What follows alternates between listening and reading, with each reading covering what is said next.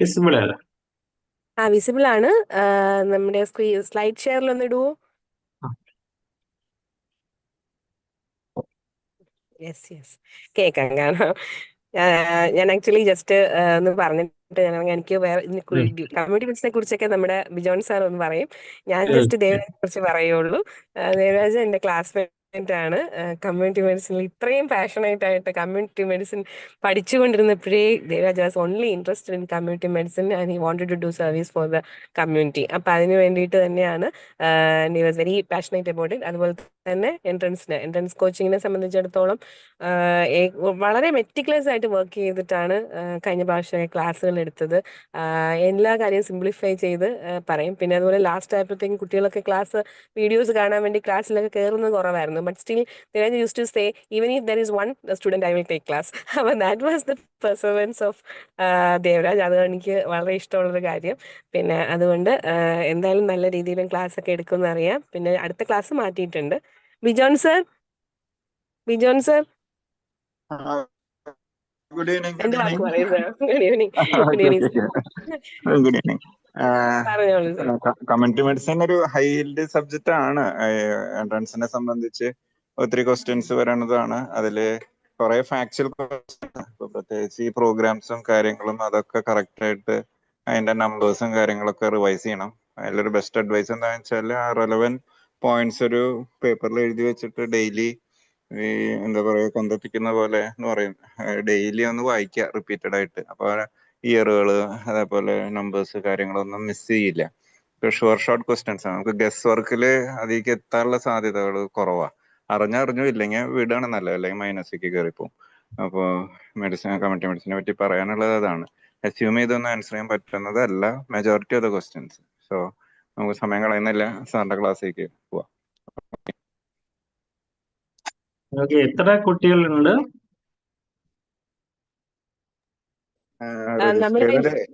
Registered 86 ആണ്. 86 ആണ് registered. പിന്നെ ഈ കുട്ടികൾ കയറും, ഇടയ്ക്ക് കയറും. വെയിറ്റ് ചെയ്യണോ? ഇപ്പൊ 11 പേര്, നമ്മളെയും കൂടെ കൂട്ടി 11 ആയിട്ടുള്ളൂ. കുറച്ചു നേരം വെയിറ്റ് ചെയ്യണോ? ഇല്ല സാർ, ഇല്ല കുഴപ്പമില്ല. കാരണം ഇതെന്തായാലും നമ്മൾ കൃത്യമായിട്ട് എടുക്കുന്നത് അവർക്ക് ഡ്രൈവിൽ ഷെയർഡ് ആണ്. പക്ഷെ എന്തായാലും നമ്മൾ ഈ പറയുന്ന ലൈവ് പോലെ ഒരിക്കലും വരത്തില്ല. പിന്നെ ക്ലാസ് റെക്കോർഡ് ആണെങ്കിൽ മിക്കവാറും അതുകൊണ്ടായിരിക്കും അവര് സമയം അനുസരിച്ച് രാത്രി കാണാൻ ഉള്ളതിലായിരിക്കും ഇരിക്കുന്നത്. മിക്കവാറും ഡ്യൂട്ടി കാണുമല്ലേ പലരും ഡ്യൂട്ടിയിലായിരിക്കും.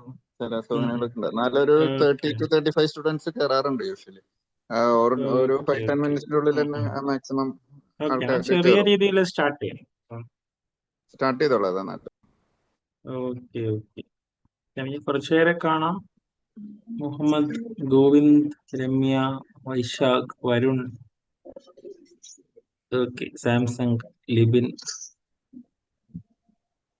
അനന്തു. Okay, fine.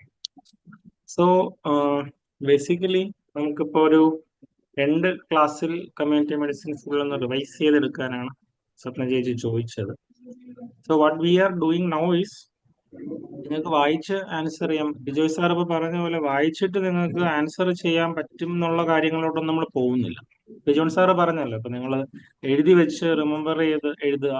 അപ്പൊ അതിലൊന്നും നമുക്കൊരു ഡിസ്കഷൻ ആവശ്യമില്ല. അത് നിങ്ങൾ ആക്ച്വലി ആ നോട്ട്സും സ്പൈഡർ നോട്ട്സ് പോലെയോ നമുക്ക് ഇയർ റിമെമ്പർ ചെയ്യാനും ഈ പോയിന്റ്സ് റിമെമ്പർ ചെയ്യാനും ഒക്കെ ഉള്ളത് സ്വയം റിവൈസ് ചെയ്ത് പോകാൻ പറ്റുന്നതേ ഉള്ളൂ. എന്റെ ഒരു എക്സ്പീരിയൻസിൽ എപ്പോഴും ഞാൻ കണ്ടിട്ടുള്ളത് ഈ കാൽക്കുലേഷൻ വരുന്ന ഭാഗങ്ങൾ എപ്പിഡമോളജിയും ബയോസ്റ്റാറ്റിസ്റ്റിക്സും ആണ് എപ്പോഴും തെറ്റിക്കുന്നത്. ഈസി ആയിട്ട് കിട്ടാൻ ചാൻസ് ഉണ്ടായിരുന്ന ക്വസ്റ്റ്യൻസും നെഗറ്റീവ് അടിച്ചു പോകുന്നത് ഒരുപാട് കണ്ടിട്ടുണ്ട്. അപ്പൊ നമ്മള് ഈ class 1 advanced epidemiology and statistics എന്ന രീതിയിലാണ് എൻവിസേജ് ചെയ്തത് തന്നെ. പിന്നെ ഞാൻ കമ്മ്യൂണിറ്റി മെഡിസിൻ തന്നെ ഇട്ടത് ആക്ച്വലി കുറച്ച് എക്സാമിന് ആവശ്യമുള്ള കമ്മ്യൂണിറ്റി മെഡിസിൻ ജനറൽ പോയിന്റ്സ് കൂടെ ഇടയ്ക്ക് ഷെയർ ചെയ്ത് പോകാം എന്നുള്ളൊരു പ്ലാനിലാണ്. വളരെ ഇമ്പോർട്ടന്റ് ആയിട്ട് വരുന്നത് ടെക്നോളജിയിലും ബയോസ്റ്റാറ്റിസ്റ്റിക്സും കൂടെ പറയുവാണെങ്കിലും ചില ഡിസീസിന്റെ ചില കാര്യങ്ങളും ഒക്കെ ഒന്ന് ചിലപ്പോൾ ഡിസ്കസ് ചെയ്യും. അതാണ് എന്നെ കമ്മ്യൂണിറ്റി മെഡിസിൻ ഇരിക്കട്ടെ എന്ന് വിചാരിച്ചു. ഓക്കെ, അപ്പൊ ബേസിക്കലി MCQ ബേസ് ചെയ്ത് തന്നെ പോവാം. ഓരോ MCQവും എങ്ങനെ അപ്രോച്ച് ചെയ്യണം എന്ന് പറയുന്നതിന്റെ കൂട്ടത്തിൽ ബാക്കി ഡിസ്കഷൻസ് നല്ലൊരു പാറ്റേൺ തന്നെ ആയിരിക്കും ഫുൾ ട്രൈ ചെയ്യും. ഏറ്റവും നല്ല പാറ്റേൺ അതാണ് ലാസ്റ്റ് തോന്നിയത്. ഫസ്റ്റ് തിയറി എടുത്ത് പിന്നെ MCQ അങ്ങനെയൊക്കെ ട്രൈ ചെയ്തിരുന്നു നേരത്തെയൊക്കെ. സ്റ്റുഡൻസിന്റെ ഫീഡ്ബാക്കിൽ നിന്ന് തന്നെ മനസ്സിലായത് MCQ ഡിസ്കഷന്റെ കൂടെ ഓരോ MCQയിലും കുറച്ച് പോയിന്റ്സ് പറഞ്ഞ് പോകുന്നതാണ് ഏറ്റവും എഫക്റ്റീവ് എന്നാണ് കിട്ടിയ feedback. Okay, so first of all when you approach a question, ഇത് കമ്മ്യൂണിറ്റി മെഡിസിൻ മാത്രമല്ല, ഏതൊരു MCQ ക്വസ്റ്റ്യൻ ആയാലും always take your time to read the question. Okay, അതില് ഒരുപാട് പേര് ഇപ്പൊ യു വോണ്ട് ബിലീവ്, ഒരു 10 കുട്ടികൾ ഒരു ക്വസ്റ്റ്യൻ അറ്റംപ്റ്റ് ചെയ്യുന്നതിൽ ഒരു കുട്ടിയോ 2 കുട്ടിയോ, അതായത് 10 to 20% ക്വസ്റ്റ്യൻ നേരെ വായിക്കാതെയാണ് തെറ്റിക്കുന്നത്. നന്നായിട്ട് അറിയാവുന്ന ഇപ്പൊ 10 ഒരു കുട്ടിയല്ലേ, ആ കുട്ടി ഞാനല്ല എന്ന് ചിന്തിക്കരുത്. Supplies otherwise also. 100 ക്വസ്റ്റ്യൻ എഴുതുമ്പോൾ ഒരു 10 ക്വസ്റ്റ്യൻ നേരെ വായിക്കാതെ തെറ്റാനുള്ള ചാൻസ് ഉണ്ടെന്നൊരു അർത്ഥം കൂടെ അതിന് വരും. Okay, so always take extra care when you read a question. Even if you know everything, just one word or 2 words in the question will change the answer. Okay, അപ്പോ അറിയാം എന്ന് ചാടി കയറി ആൻസർ ചെയ്ത് പോവരുത്. അതിലെ അയച്ചതല്ലായിരുന്നോ മറ്റേ? ഓക്കെ, സോ എപ്പോഴും read the question very carefully. Community മെഡിസിനിൽ പ്രോബ്ലം വരുന്ന questions, epidemiology, biostatistics question especially see what is asked. ഇപ്പോ maternal mortality rate, maternal mortality ratio രണ്ടും എൻറ്റയർലി 2 ഡിഫറെന്റ് സാധനങ്ങളാണ്. What more do you need to calculate maternal mortality rate എന്നൊരു question തന്നിട്ട് 4 choice തന്നു കഴിഞ്ഞാൽ അത് മെറ്റേണൽ മോർട്ടാലിറ്റി റേഷ്യോ ആണ് മനസ്സിൽ കിടക്കുന്നതെന്നുണ്ടെങ്കിൽ തെറ്റും. ഓക്കെ, സോ അങ്ങനെ മെറ്റിക്കുലസ് ആയിട്ട് ആ ക്വസ്റ്റ്യൻ വായിക്കുക എന്നുള്ളത് വളരെ ഇമ്പോർട്ടൻ്റ് ആണ്. ഇതൊരു വളരെ ഈസിലി ശ്രദ്ധിക്കേണ്ട എക്സാമ്പിൾ ആണ്, പക്ഷെ ഒരുപാട് പേര് ഇത് തന്നെ തെറ്റിച്ചത് കൊണ്ടാണ്. ഇപ്പോഴും ഞാൻ അണ്ടർ ഗ്രാജുവേറ്റ്സിന്റെ എക്സാമിനർ ആയിരുന്നു. ഇപ്പോൾ എക്സാം കഴിഞ്ഞല്ലേ ഉള്ളൂ. ആ എക്സാമിന് ഒരുപാട് കുട്ടികൾ പ്രൊപ്പോർഷണൽ മോർട്ടാലിറ്റി റേറ്റ് തെറ്റിച്ചു.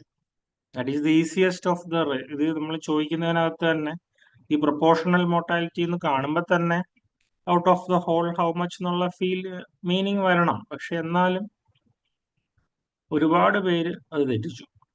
ഏജ് സ്പെസിഫിക് ഡെത്ത് റേറ്റ് എഴുതുന്ന പോലെയാണ് എഴുതിയത് പലരും. സോ ഇതൊക്കെ ഒന്ന് ശ്രദ്ധിക്കണം. അതായത് എക്സാം സ്ട്രെസ് ആയിരിക്കും. MCQസിന് തിയറീസ് പരീക്ഷകളെക്കാളും സ്ട്രെസ് കൂടുതലാണ് ഇപ്പോഴും. കാരണം തിയറി എഴുതി വരുമ്പോൾ നമുക്ക് തെറ്റിപ്പോകുന്ന മനസ്സിലാവും. അതൊന്ന് വെട്ടി എഴുതാനുള്ള സമയമുണ്ട്. വെട്ടി എഴുതിയാലും കുഴപ്പമില്ല. പക്ഷെ MCQ നമുക്ക് ആ ഒരു സ്പേസും ഇല്ല.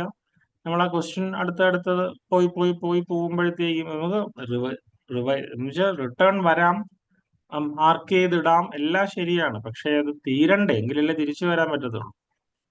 ഒരുപാട് ചിന്തിച്ച് പോകുന്നവർ അവസാനം കംപ്ലീറ്റ് ചെയ്യാൻ പറ്റില്ല. അപ്പൊ പിന്നെ ഈ തിരിച്ചു വരുന്നതിന് പകരം പുതിയ ക്വസ്റ്റ്യൻ വായിച്ച് അതിലോട്ട് പോകാനൊക്കെ പോയി സമയം കിട്ടാത്ത കുറെ പേരുണ്ട്. ഓക്കെ, സോ ഫസ്റ്റ് അറ്റംപ്റ്റിൽ തന്നെ give it A 2-3 seconds more.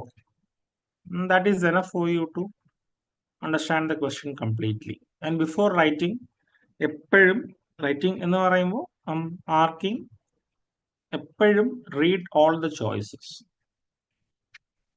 Full ചോയ്സുകൾ വായിക്കാതെ കറക്റ്റ് ചോയ്സ് കണ്ടു എന്നുകൊണ്ട് മാത്രം കുത്തരുത്. ഓക്കെ, കുറച്ചുകൂടെ നല്ല ചോയ്സ് ചിലപ്പോൾ അവസാനം ഉണ്ടാവാം. ഒരെണ്ണം ശരിയായിരിക്കും, എ തെറ്റാണെന്ന് ഒരിക്കലും പറയാൻ പറ്റില്ല. എ കണ്ടു കുത്തി, പക്ഷെ എയിനേക്കാളും ശരി ചിലപ്പോൾ ഡി ആയിരിക്കും. എയിന്റെ കൂടെ ഒരു കാര്യം കൂടെ ചേർത്തായിരിക്കും ഡി കൊടുത്തിരിക്കുന്നത്. അല്ലെങ്കിൽ താഴെ വന്ന് വായിക്കുമ്പോൾ D all of the above ആയിരിക്കും. അപ്പൊ അവിടെ സംഭവിക്കുന്നത് എന്താന്ന് വെച്ചാൽ നമുക്കിപ്പോ ഓൺലൈൻ ചെയ്യുവാണെങ്കിൽ ചേഞ്ച് ചെയ്യാനുള്ള സമയമൊക്കെ ഉണ്ട്. പക്ഷെ നമുക്ക് അവിടെ നമ്മുടെ ഫ്രെയിം ഓഫ് മൈൻഡ് ഒന്ന് തെറ്റും. നേരെ ശ്രദ്ധിച്ച് കുത്തിയില്ലെന്നൊരു ഫീല് വരും. അത് കഴിഞ്ഞിട്ട് വീണ്ടും ഒന്നുകൂടെ വായിച്ചു നോക്കേണ്ടി വരും. അങ്ങനെ നിങ്ങൾ അറിയാതെ 1 മിനിറ്റ് അവിടെ പോകും. ഓക്കെ, സോ വിത്ത് ദാറ്റ് നമ്മുടെ ചാറ്റ് വിൻഡോ ആണ് ആക്ച്വലി നിങ്ങളുടെ റെസ്പോൺസ് സിസ്റ്റം ഇന്ന് ഇതിനകത്ത് ഉള്ളത്. കാരണം എല്ലാവരും കൂടെ സംസാരിച്ചു കഴിഞ്ഞാൽ ശരിയാവില്ല. അപ്പോൾ whenever we go to an MCQ, നിങ്ങളുടെ ആൻസർ ചാറ്റ് വിൻഡോയിൽ ഇടുക. So that I can see what you think of it and I will explain it. First ഒരു 8-10 ക്വസ്റ്റ്യൻ ഒക്കെ വളരെ ഈസി ക്വസ്റ്റ്യൻസ് ആണ്. ജസ്റ്റ് യു നോ ദിസ് എന്നുള്ളത് ഉറപ്പിക്കാൻ വേണ്ടി ഒരു ക്വിക്ക് റിവിഷൻ പോലെ ഉള്ളൂ. Okay. So we'll start.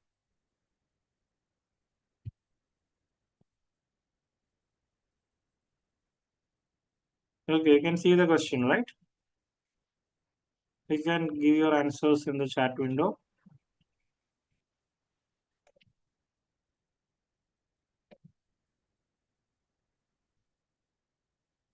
Every question you have one like 30-40 seconds to answer.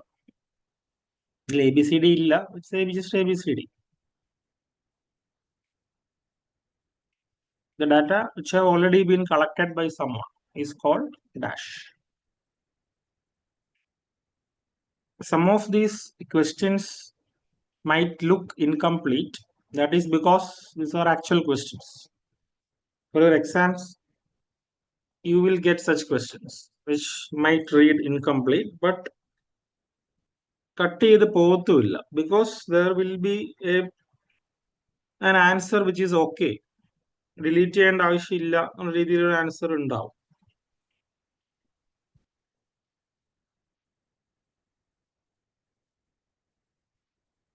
Okay, so ഈ ക്വസ്റ്റ്യൻ ഇട്ടത് നന്നായി എന്ന് തോന്നുന്നുണ്ടല്ലോ. രണ്ടുപേർ ആൻസർ ചെയ്ത രണ്ടുപേർക്കും രണ്ട് ആൻസർ ആണ്.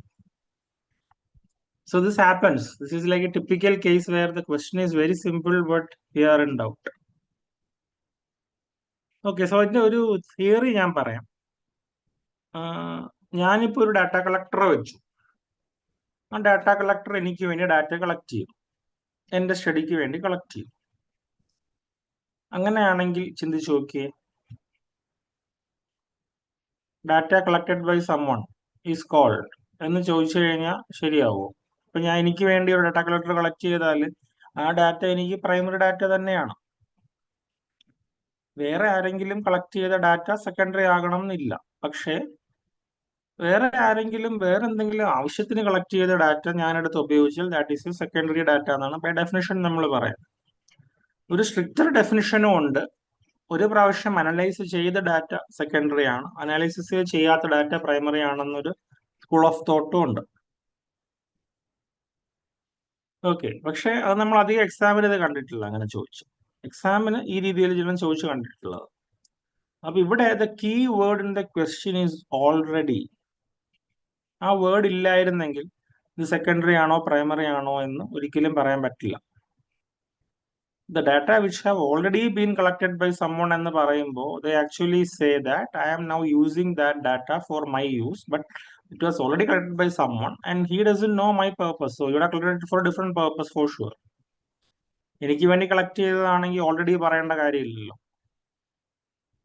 So secondary is A better answer ഈ കേസിൽ. Is it clear?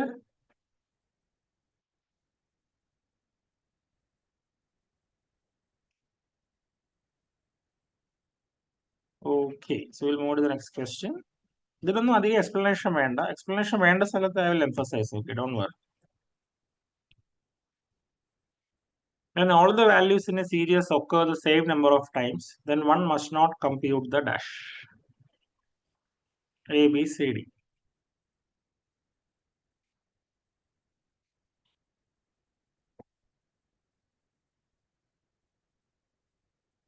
Okay, these are some interesting questions which you can definitely answer also.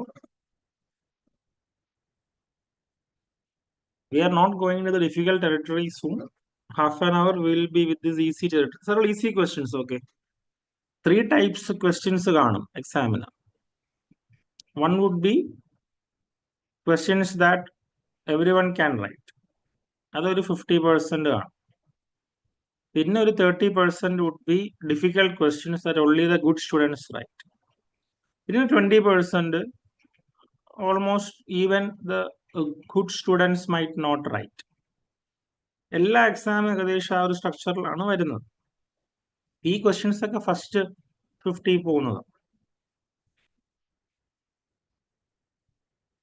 Okay,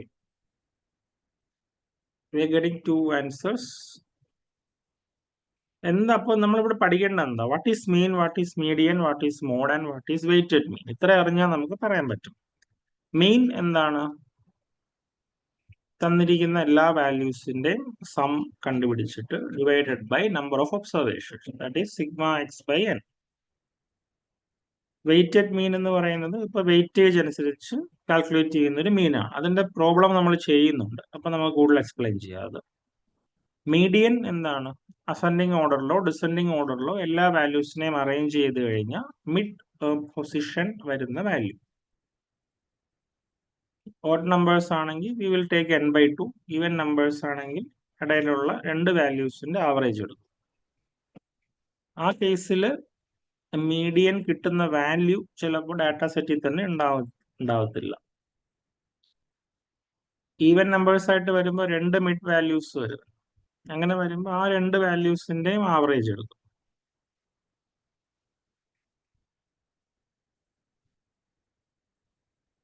Okay, what is mode? Mode is the term which repeats, or the value which repeats the maximum number of times. So, എല്ലാ വാല്യൂസും ഒരു സീരീസിൽ ഒരേ number of times occur ചെയ്താൽ we cannot calculate the mode. ഇപ്പോൾ 55332211 എന്നൊരു data ഉണ്ടെങ്കിൽ all values are repeating 2 times. അപ്പോൾ either there is no mode or all values are modes. അപ്പോൾ നമ്മൾ ആ കേസിൽ we cannot calculate the mode. Okay, ഇനി മോഡ് അപ്ലൈ ചെയ്യുന്ന സിറ്റുവേഷൻസ് എവിടെയാണെന്ന് ചോദിക്കും. നമ്മുടെ as doctors where do we apply mode in research എന്നൊരു ക്വസ്റ്റ്യൻ വരും. Actually very simple example that you can remember is, ഒരു ഡിസീസിൽ ഇപ്പൊ ഡെങ്കി ആയിട്ട് അഡ്മിറ്റ് ചെയ്യുന്ന ആൾക്കാരുടെ കേസ് ഹിസ്റ്ററി ഒക്കെ നമ്മൾ എടുക്കുവാണെങ്കിൽ വിച്ച് സിംറ്റം ഒക്കേഴ്സ് മാക്സിമം അല്ലെങ്കിൽ ഒക്കേഴ്സ് ദ മോസ്റ്റ്. എല്ലാം ഇപ്പൊ ഫീവർ ആയിട്ട് വന്നവർ, ത്രോംബോസൈറ്റോപീനിയ ആയിട്ട് വന്നവർ, ഇപ്പൊ സിംറ്റംസും സയൻസും ഒക്കെ നമ്മൾ ചാർട്ട് ചെയ്തു എന്ന് വെച്ചു. ഫീവർ ചാർട്ട് ചെയ്തു, ഹയാൽജിയ ചാർട്ട് ചെയ്തു, റെട്രോർബിറ്റൽ പെയിൻ ചാർട്ട് ചെയ്തു, ത്രോംബോസൈറ്റോപീനിയ സൈൻ ചാർട്ട് ചെയ്തു. അങ്ങനെ എല്ലാം നമ്മൾ ചാർട്ട് ചെയ്തു പോയി, PCV ചാർട്ട് ചെയ്തു. അപ്പൊ ഇതില് ഹീമോ കോൺസെൻട്രേഷൻ ആയിട്ട് അതിന് ഡിഫൈൻ ചെയ്ത് വെച്ചിരിക്കുകയാണ്. അപ്പൊ ഇതിൽ ഏതാണ് ഏറ്റവും കൂടുതൽ ടൈം റിപ്പീറ്റ് ചെയ്യുന്നത് എന്ന് നമ്മൾ നോക്കിയിട്ട് ഏറ്റവും കൂടുതൽ ആൾക്കാർ 83% പേഷ്യൻസിന് ഈ സിംറ്റം ഉണ്ടായിരുന്നു, 67% പേഷ്യൻസിന് ഈ സിംറ്റം ഉണ്ടായിരുന്നു എന്നൊക്കെ പറയുമ്പോൾ we are actually calculating the mode. Okay, that is how this applies. Age ഏറ്റവും കൂടുതൽ ഏജ് ഗ്രൂപ്പിൽ ഏത് ഏജിലാണ് ഇത് മാക്സിമം കാണുന്നത്, അപ്പോഴും we are calculating the mode. Okay. A distribution of 10, 20, 30, 40, 50, the mean is 30. The sum of deviations from mean will be, you can take a piece of paper and pencil and write. നിങ്ങളുടെ എക്സാമിന് ഒരു സാധനം rough not കിട്ടുമല്ലോ, അതുപോലെ ഒരു paper എടുത്തിട്ട് you can try doing. If you can calculate in your mind, no problem, because എക്സാമിന് അതായിരിക്കും എളുപ്പം.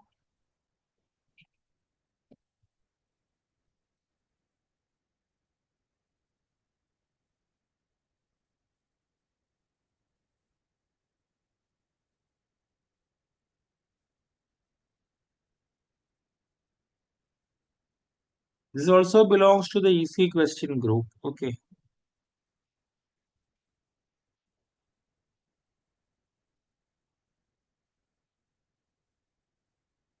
Ten, 20, 30, 40, 50. Non-distribution, the mean is 30. The sum of deviations from mean will be, that is the question.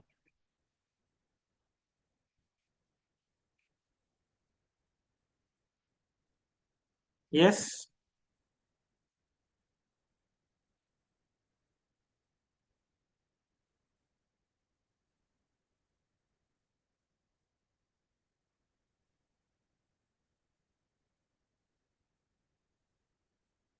I think only Ramya and Varun are answering. Yes, I depend on you, Ramya and Varun, for answers.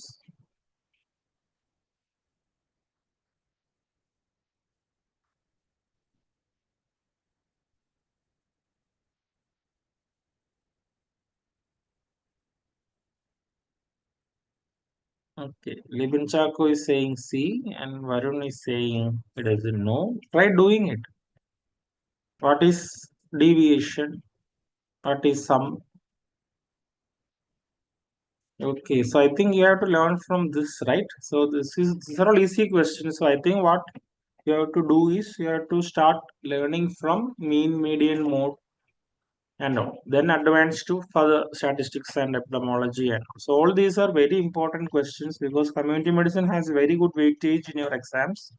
And all these questions are very easy. They're all basic mathematics. So if you learn it, you can definitely do it also. Okay, so community medicine വായിക്കാനുള്ള പ്ലാനിൽ include these things: basic biostatistics and basic epidemiology. These all questions must be answered. These are all like you should definitely get these questions. When is the exam date?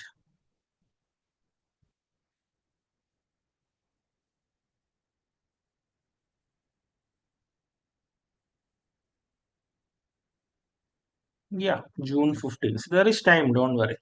It can be covered. Okay, so sometimes it might be postponed also, right?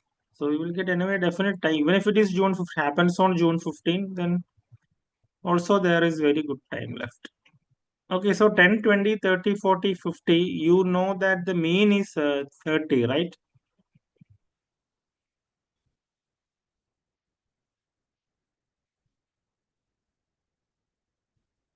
Yeah. But everyone keep the chat window open and just type in. I mean, I want this to be interactive. Always when I take a class, I always want the class to be interactive. So I actually don't like online sessions also because of that. Because I can't see your eyes. So keep me active through the chat window. I totally depend on your answers for the energy to continue. Okay. So 30 is the mean that you know.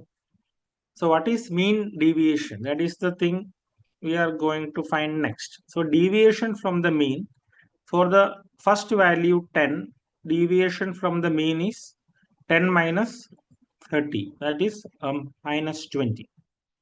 The second value 20, it is 20 minus 30, that is minus 10. For the third value 30, it is 30 minus 30, which is 0. The fourth value 40, it is 40 minus 30, that is 10. For the fifth value, it is 50 minus 30, that is 20. So we will get minus 20 plus minus 10 plus 0 plus 10 plus 20, which is equal to 0. So that is the sum of the deviation. So from here, we have to think, why are we doing this? Mean deviation, or say the deviation is actually done to calculate dispersion.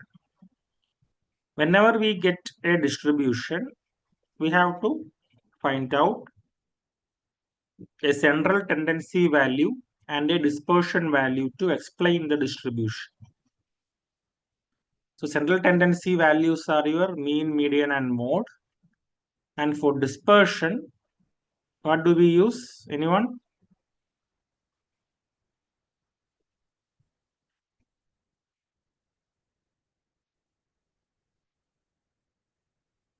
Which are the dispersion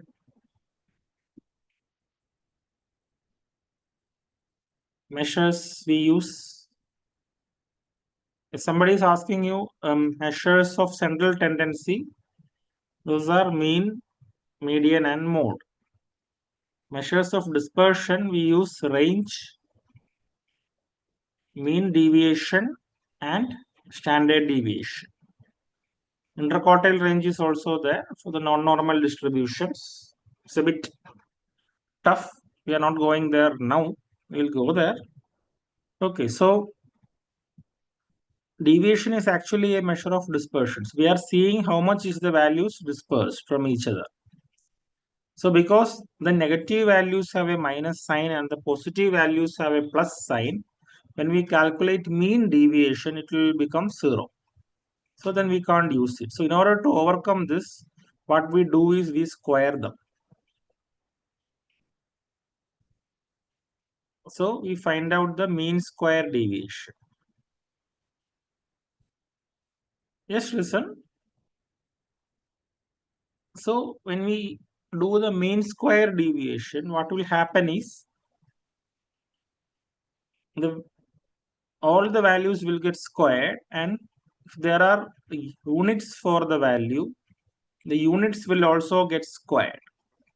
So squaring can take off the negative sign, so the sum will not go to 0. But because if they are talking about height and which is in centimeters, then when we square the values, the height will be the deviation of the height will be squared, but the centimeter will become centimeter square. So now the mean will be in centimeter units, and the mean square deviation that we calculate will be in centimeter square units. So that is also a problem. So we want to bring it back to the same unit. So we take a root. So now the mean square deviation becomes root mean square deviation. And what is root mean square deviation? Commonly called standard deviation. So this is how we calculate the standard deviation. So this is also asked for your exams a lot of times. Standard deviation is an ABCD. You will have square mean deviation, a mean square deviation, root mean square deviation, root square mean deviation, something like that. It's actually root mean square deviation or the RMS deviation. Okay.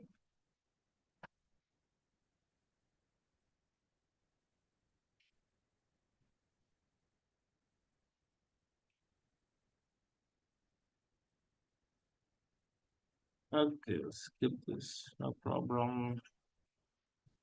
Yeah, we'll come to this.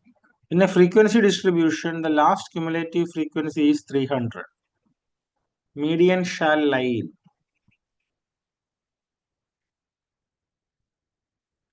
Yes.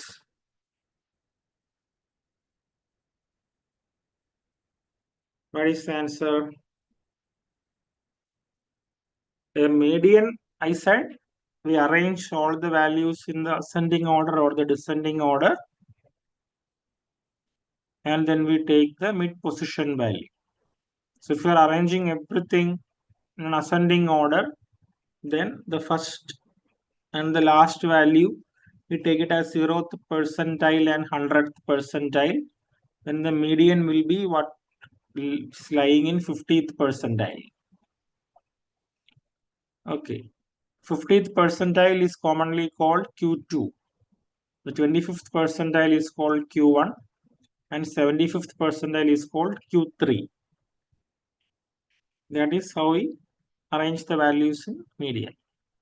So basically, if the variable is distributed normally, we take mean, and median is taken when there are extremes of values at the end, or say the variable is not distributed normally and it follows a non-normal distribution.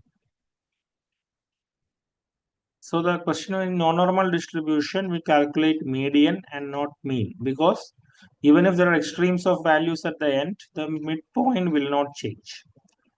So we know how many people are less than that and how many have values more than that and all. And we calculate the Q1 and Q3 also. And Q3 minus Q1 is called interquartile range. That is what we use as a measure of dispersion when the value is not normally distributed. Okay, is it clear, or are you new to all these terms and things that I am being discussing?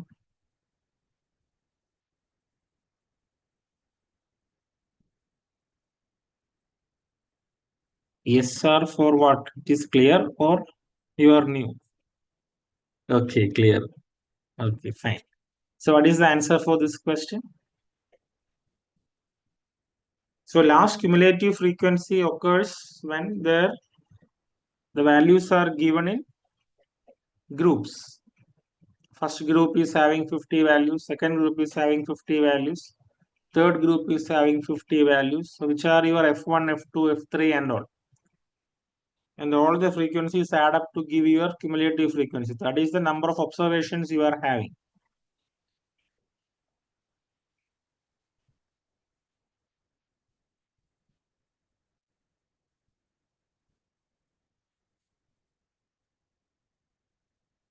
Okay, so your cumulative frequency is 300. Then median shall lie in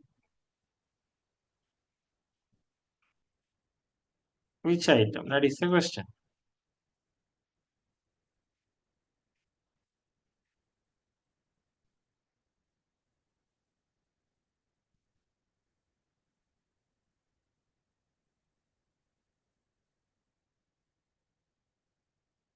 Okay, here it is simply asked, so we can take for total 300 values are there. Then the median will be in the halfway, no? So 150th item. It's actually very easy. But the cumulative frequency term and all will actually make it a bit difficult. It's a direct question and only 150 is given, so there is no problem.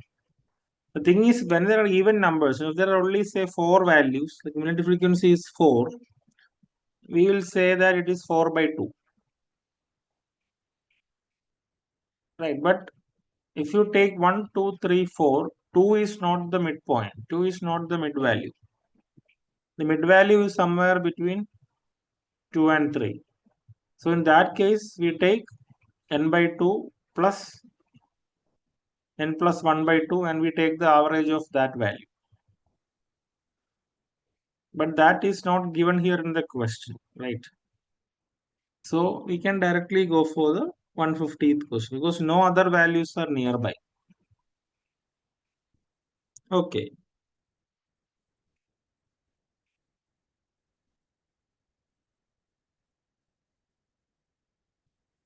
If the price of a commodity remains at rupees 20 per kg for the whole month, then the measure of dispersion will be dash.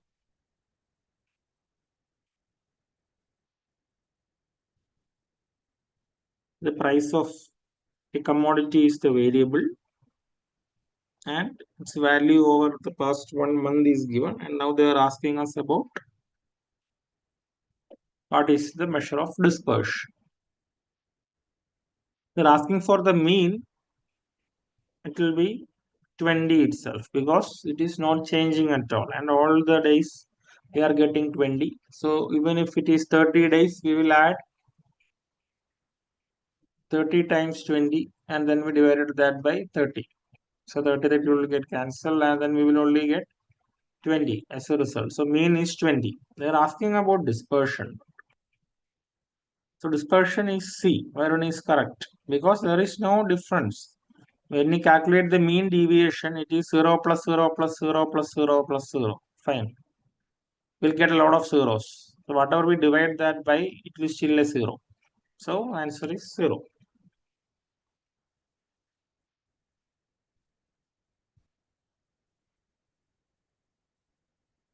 Yeah. The weight of the earth is discrete variable, qualitative variable, quantitative variable, difficult to tell.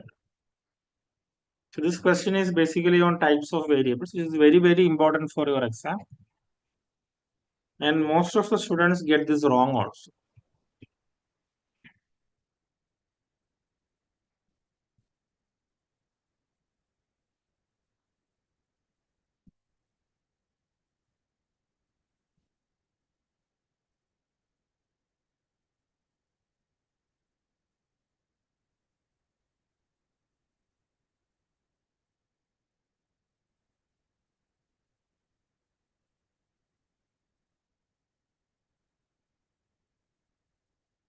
Yes, what is the answer?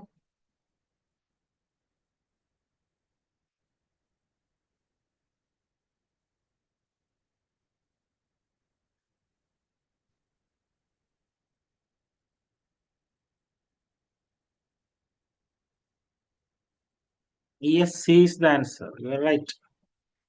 Why C is the answer?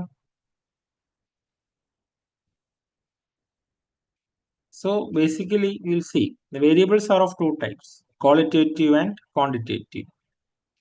Discrete variable also you can measure. So the quantitative variables are of two types, continuous variable and discrete variable.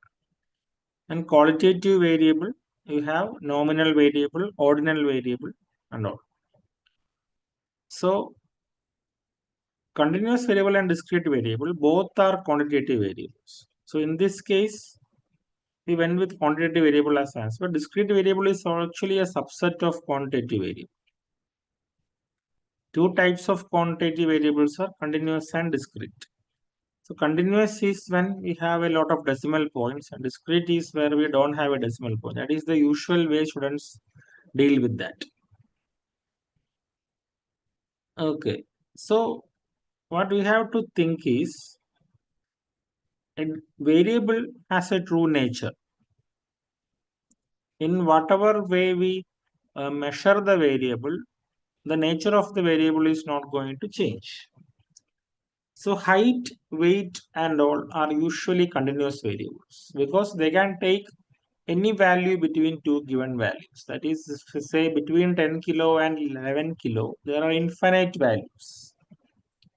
10.1, 10.2, 10.3 if we measure like that. But we can also get a value of say 10.76543. We can also get a value of weight like that if we have a very sophisticated measuring instrument. Okay, discrete variables are those variables which can take a whole number value, but it does not take any value in between. It's continuous, but it can only take some integers. It cannot take the value in between. One example would be number of children. A woman can have, say, 2 children or 3 children. She will never have 2.45 children.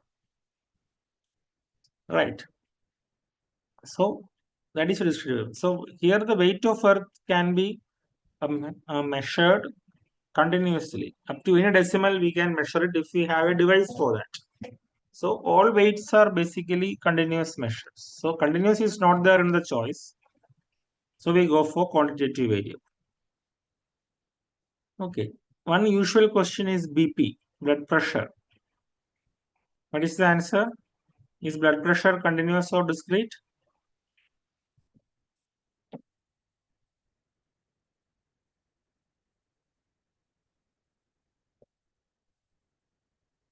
Yeah, almost all students say that blood pressure is discrete. But that is actually a problem with the way you were taught that. Because when somebody teaches this, I have seen that they usually say when it is expressed in whole numbers, when it is expressed as integers without decimals, it's discrete. But that is wrong. It only depends on the true nature of the variable. So blood pressure is the pressure exerted by a column of blood on the walls of the arteries, and that is a continuous variable. Because blood pressure does not rise from 112 straight to 114, 116 and all. It rises to 112.235, then 112.347, then 112.777, 112.99, then 113.34 and all. But the thing is, we don't measure that. We have developed a sphygmomanometer which can only measure with a resolution of 2 mmHg. If we measure in a digital BP apparatus, then we get values of 112, 113, 114. It doesn't measure decimals in many apparatus. If you are taken a duty in ICU, you can see that the BP apparatus in ICU actually gives you values like 97.6 and all. So the true variable, the true nature of that variable is continuous. We measuring it in a discrete way does not change the fact that the original variable is actually continuous. So always look at the original nature of the variable. It's clear? Okay.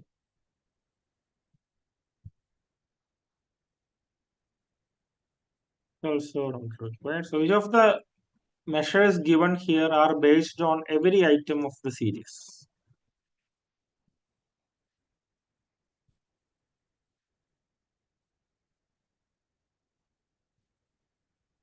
You can answer this now because I have explained everything.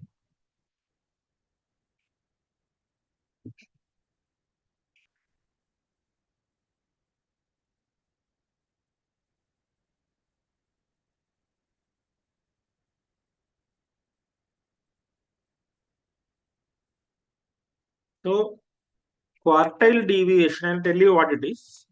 Quartile deviation is actually semi-interquartile range. Interquartile range, I told you, it is Q3 minus Q1.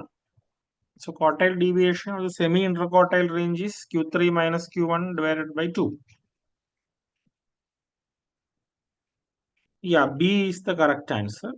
Because for range, you have to remember, if your distribution of say 37 to 99, for calculating the range, you only need to know which is the first value, that is 37, and the last value, that is 99. Whatever is in between doesn't matter. Okay, so range only takes into account the first value and the last value. And standard deviation, as we said, it is a root mean square deviation. So every value we take the mean deviation, then we square it, and then we take the root, and that is how we calculate standard deviation. Quartile deviation, as I told you now, only takes Q3 and Q1 into consideration. And if we know Q3 and Q1, that is the actual values at the positions of Q3 and Q1. Always remember that also when you talk about median, we call it as a positional average. So median is your Q2, which is at the 50th percentile or say middle value. The value might be say something like 562, but we don't know. But whatever value is there in that position is the median. Like that, you will have a value at the Q1 position, that is 25th percentile, and the Q3 position, that is 25th percentile. Okay, so whatever value is there is your Q1 or Q3. So we take Q3 minus Q1 by 2, we get the quartile deviation. Okay, so these are very simple questions, but if you actually get it wrong, you will lose unnecessary marks, negative also, right? The process of arranging data into rows and columns is called. This is a very basic question. This question is here only because surprisingly most of the students got this wrong.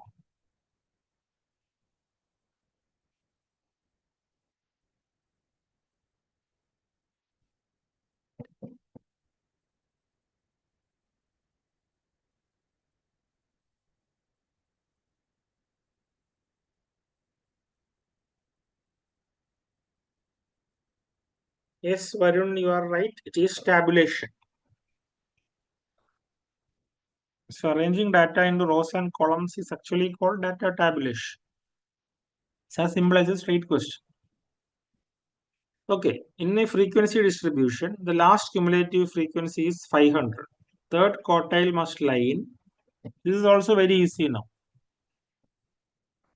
Cumulative frequency we already discussed. We have learned how to calculate median also, which is Q2, and you now know which is Q1 and which is Q3. So what is the answer?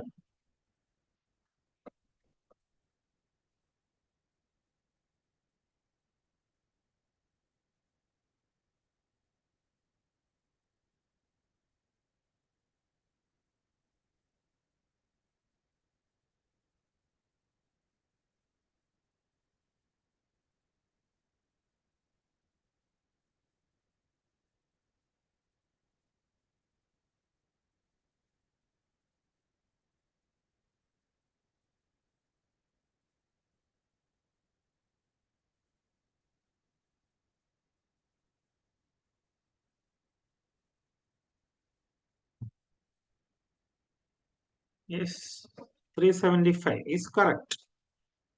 500, we know median would be somewhere between, say, near to n by 2 is 250, and Q1 and Q3 will be at 125 and 375 nearly. When you actually correctly calculate, we have to take the average of two numbers because n is even in this case also. But from the choice, we can straight away go with 375.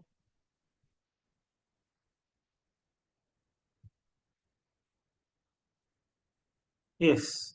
In a week, the prices of a bag of rice were 350, 280, 240, 290, 320, 310, 300. The range is, this you have to write and do.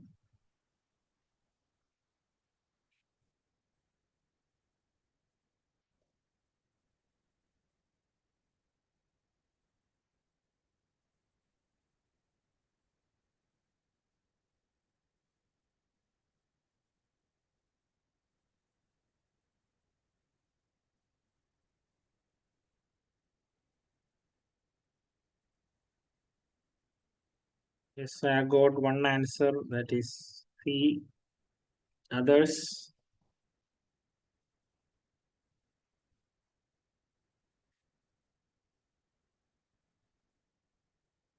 yeah. So C is the only answer I am getting, and C is right. So we have to see which is the lowest value, which is the highest value. Difference between them is the range. So here it is 350 minus 280, that is 70.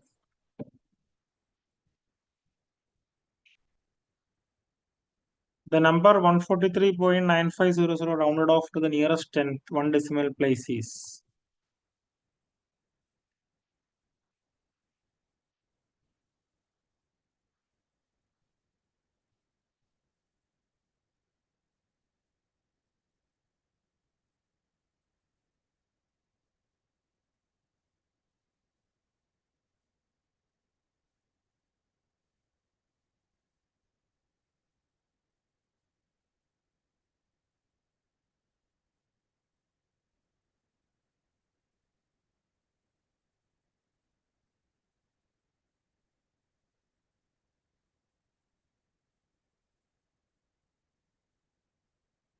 Yes, most of you are going with D. Anyone with a difference of opinion?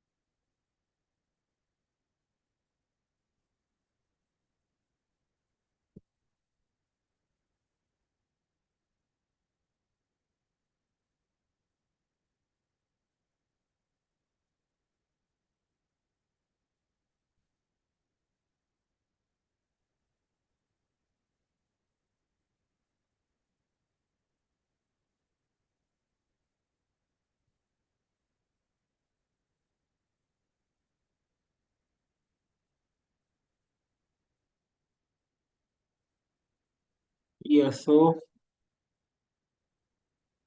Muhammad, which one do you want to go with? D or B?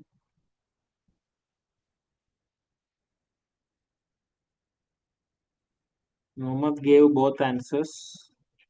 Yeah, Muhammad is wanting to change to B. So Varun and Libin, you want to change to B or you want to stay with D?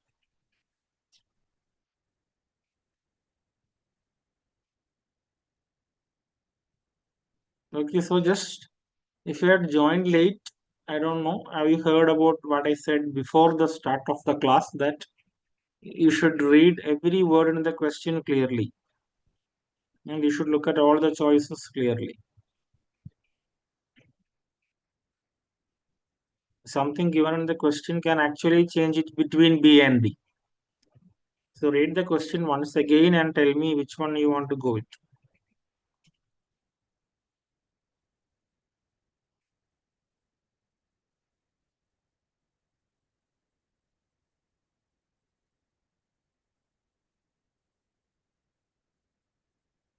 We can make any mistakes, don't worry. I just want you to attempt. So don't be hesitant that you might go wrong and all. Everybody can attempt, no problem at all. If you miss or make mistakes now, the only place you will be making mistakes should be here only, not in your exams.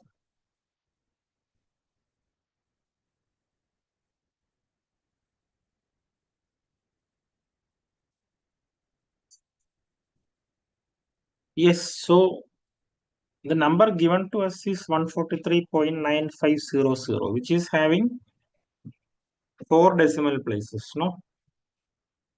So in data, the number of decimal places we give to an answer is always very important. In Excel, or if you already used Excel, you will see it actually asks us how many decimal places you need to while doing analysis in any other software, because it truncates depending on or rounds off depending on the number of decimal places that we can include. So here actually they have said off to the nearest tenth, but they have specifically said in brackets 1 decimal place. Okay, so that 1 decimal place is clearly given in the question, so we have to obey that.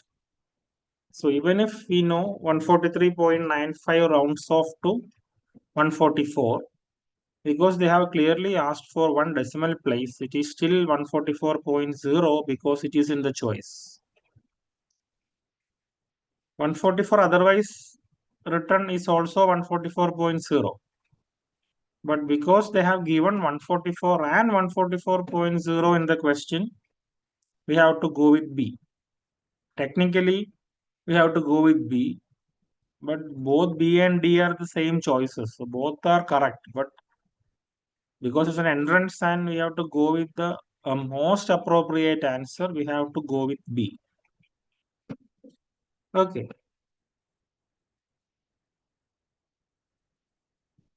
given the n values in a series, the geometric mean is third root of the product of values, square root of the product of values, the fourth root of the product of values, the nth root of the product of values.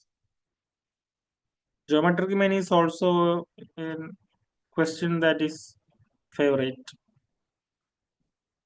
We have arithmetic mean, we have geometric mean, we have harmonic mean. There's so many means that you have learned. No? All can be asked, so you have to revise everything. What is geometric mean?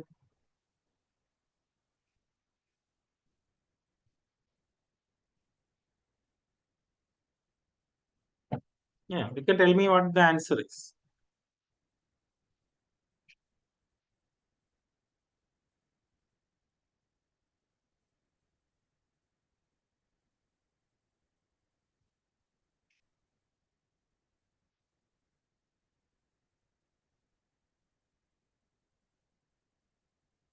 Yeah. Geometric mean of A and B is root of AB, right? If you want to find out the geometric mean of two numbers, what we do? We multiply both the numbers and we take the square root.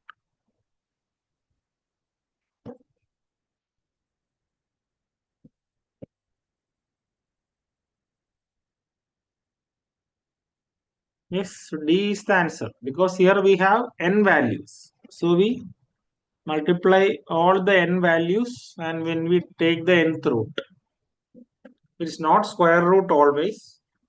Depends on what your n is. Okay. So there are so many students who actually answer the square root of the product of values because they are actually confusing this with the standard deviation. Standard deviation, we take the root only to bring back the mean square deviation to original units. But here it's actually different. We are multiplying n numbers, so we have to take the nth root.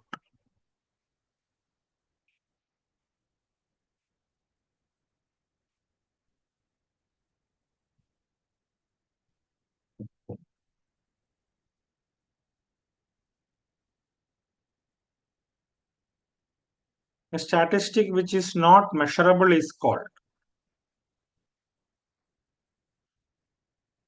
This is also, if you know, you know. If you don't know, then you can't attempt because the choices are like Greek and Latin, right? So if you read thoroughly, I mean the subject, then you will know the meaning of at least 3 of this. So then we can easily write. Yeah, tell me what is the answer.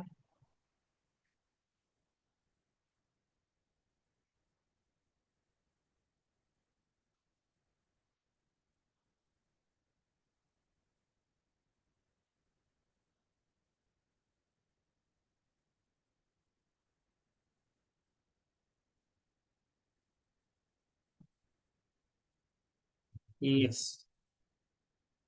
Yes, it is B. You are right. So Vaishak Nambiar has answered for the first time with a right answer, and Varun is also right.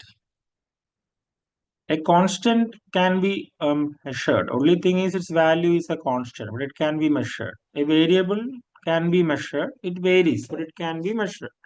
Height, weight, all are variables. Right. A parameter is actually what you calculate for the population. For a sample, you calculate a sample statistic, and for a population, you calculate the population parameter. Both are measurable. An attribute is like gender, sex, color, all are attributes. Red color, blue color, it's an attribute. Male, female, it's an attribute. There we don't measure it, but we only take the proportion or say the percentages as such. That is out of the whole. How many are males? How many are females? What proportion is red balls? What proportion is green balls and all?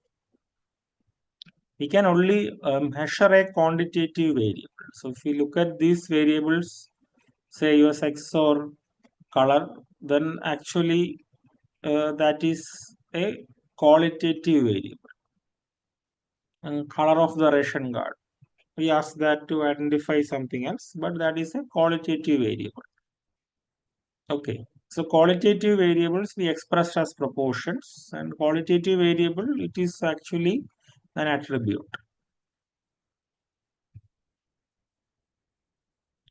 Okay, from here on we are moving on to a difficult territory. It's a difficult question also.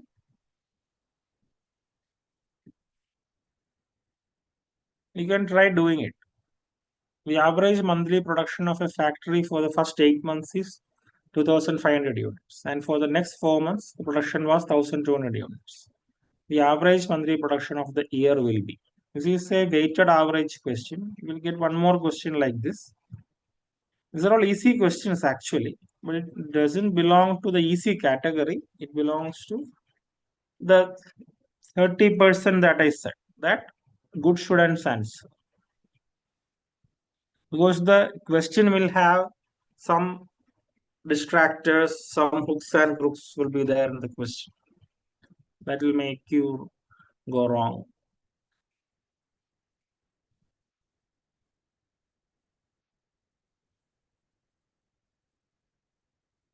How do we do this? You have to calculate the total production for the year. I asked the average monthly production. So we have to divide that by 12. So how do you add total production for the year? First 8 months, 2,500 units. And for the next 4 months, production was 1,200 units.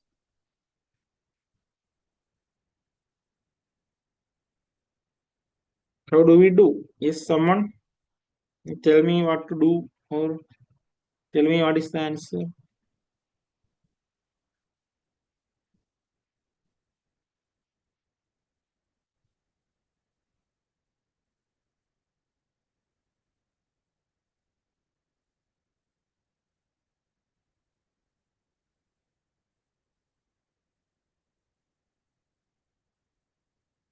Yes, anyone?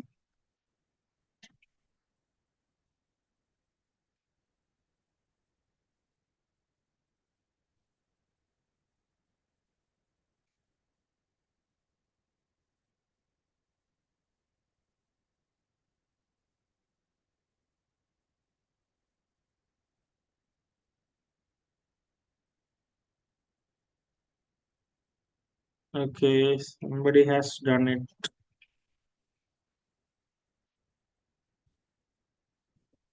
25K into 8 plus 1200 into 4 by 12. Yeah, Mohammed has told us how to do it also. Okay, so now we have a twist in the question actually. If you look at the first one is given as average monthly production. Yeah, why not? You will get A only when you do like this. So understood, that's it. So the average monthly production of a factory for the first 8 months is 2500. So they are given specifically as average monthly production. The total production units in the first 8 months is 2500 into 8. So it is 2.5k into 8. That is what is given. So 2500 into 8 will give you 20,000. So now we have 20,000 units in the first 8 months. And for the next 4 months, production was 1200 units. So they have not told us, is it 1200 into 4 or is it total 1200? Whether the average monthly production applies to that part also, we don't know. But since there is only a comma in between, we can assume that it applies to that part also. Because it is not another sentence, it's the same sentence. So 1200 into 4, that will give you 24,800 divided by 12. So it will give you something around 2000. There is only one choice around 2000. So it's very safe to go with choice A. Even if you calculate it as only 1200 and not as 1200 into 4, even then you will end up with something around 1800. That is 1700 something. Then also we have only a nearby choice, that is 2066. So if the question is having a lack of clarity, the choices will help you because choices won't be very close together. So you can very easily answer looking at the choices. Okay.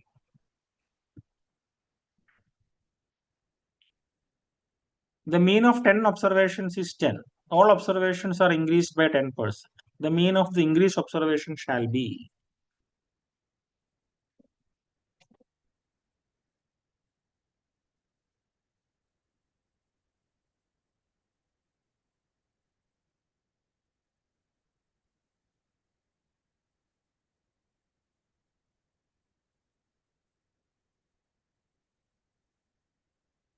Yes.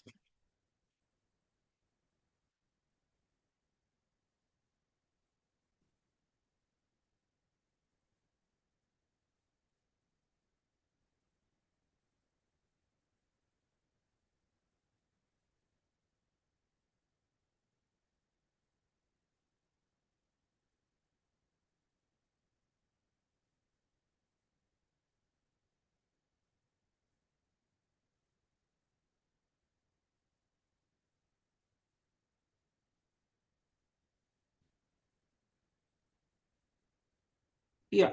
So many students actually waste a lot of time on this question. Answer is right, both of you. But many students actually waste a lot of time on this question. This is a kind of a prototype question where you can assume the data to be something and do it easily. So some take the data as say 10 observations, so they take it as 1, 2, 3, 4, 5, 6, 7, 8, 9, 10. And then they increase all the values by 10. They will make it 1.1, 2.2, 3.3, 4.4, and then add up everything and then divide it by 10. You can actually use some assumptions like your own customized assumptions so that you can easily answer the question. So here you can actually assume that all 10 values are 10. Then the mean will be 10 also. The all 10 values can be same, no? It need not be different. So if all 10 values are 10, then if it is increased by 10%, now all the 10 values will become 11. This is increased by 1. So what will be your mean? 11 into 10 by 10. It is 11. That's all. Okay. So sometimes for answering such questions, you can make such um, say customized and creative assumptions. Because if it is given as a condition, it has to fulfill it any value you give it.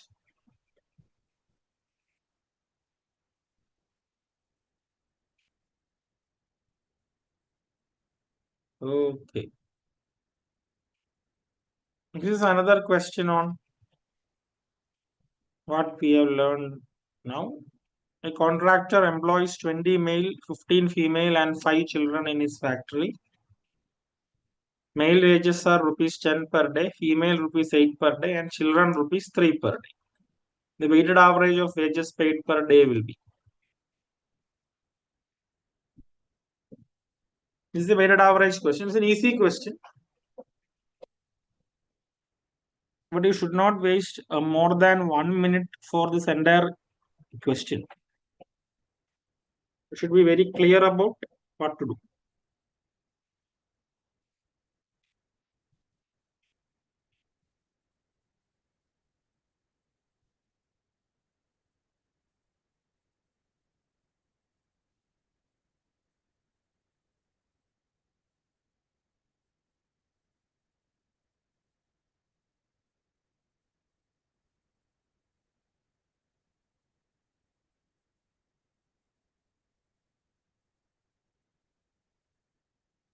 Yes.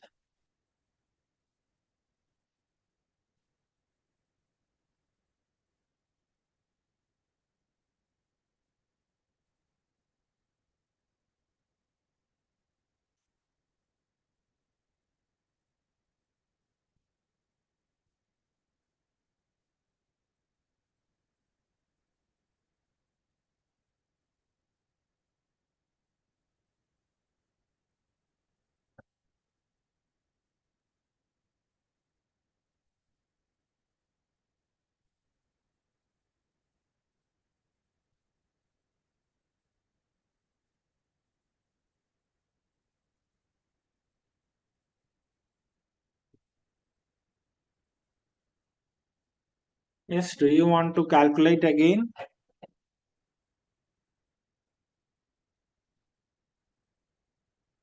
Do you know why actually I included these questions? Earlier, when I, like, say 3-4 years back, I straight away started with difficult questions because I thought all these simple students will be, say, all these are simple and students will be very efficiently solving all this. That is what I thought. But I understood that difficult questions, they give it maximum attention. Some actually get difficult questions right, but for easy questions they go wrong because it's easy, but 1 or 2 steps they just go wrong, and it's like kind of unnecessary wastage of your scores. 5-10 marks, easy marks, just you lose. So I thought that whenever I take class, I always start with these easy questions and reinforce that you should not lose your marks on these questions. Okay, so how do we do this? 10 per day for males, 20 males are there. So 20 into 10, 200. 15 females are there, 8 per female. 15 into 8 is 120. So we got 320 now. Then 5 children. So this question was framed in, say, 1950s or so, when child labor was there. It's a very old question. Still retaining that question, that's all. Not promoting child labor, don't misunderstand. Okay, so 5 into 3, 15, then 320 plus 15, 335. And how many people are there in total? 20 plus 15 plus 5, that is 40. So 335 by 40. So we know 320 by 40 is 8 and 360 by 40 is 9. So the value has to be something between 8 and 9. So don't need to divide this, right? So this is another technique you have to use in entrance. Just look at the choices and look at the values you have. Sometimes you don't have to do the calculation. Okay, 335 by 40 has to be between 8 and 9. There is only one choice between 8 and 9. So straight away go for the answer. If you are in doubt, do it. If you can very well calculate this without doing, don't waste time also. So it depends on what your abilities are individually.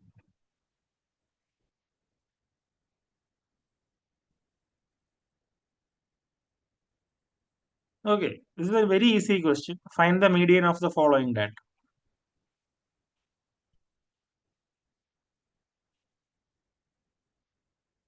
You should not take 10 seconds for this question.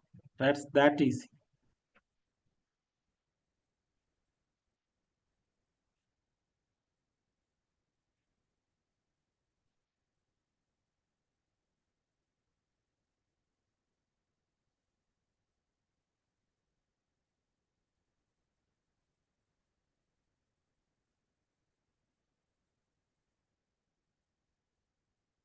Yeah, it is D, right? 280. So this is already in an ascending form. Sometimes when they ask this, it will not be in an ascending form. Then you have to make it in an ascending form or a descending form. Only then you should look at the middle value. Okay, because there are like 1, 2, 3, 4, 5, 6, 7 values here. We do it 7 plus 1 by 2. That is the fourth value is the median. That is, if there are n values and n is odd, then median is very easy, n plus 1 by 2. N plus 1, the whole by 2. But if n is even, that is, you see here, you have like 7 values. Say we have another value also, which is 420. Then what will happen? 160, 180, 200, 280, 300, 320, 400, 420. Then which is the middle value now? 8 values. 8 by 2 is 4. So 280 is one of your middle values, but 300 is also your middle value, because if you take 280 and 300, you will have 3 values before that and 3 values after that. So you have 2 middle values when n is even. Then what we do is 280 plus 300 by 2. So your median will be 290. So 290 is not here in the data list also. So your median can be a value which is not there in the data list. Okay.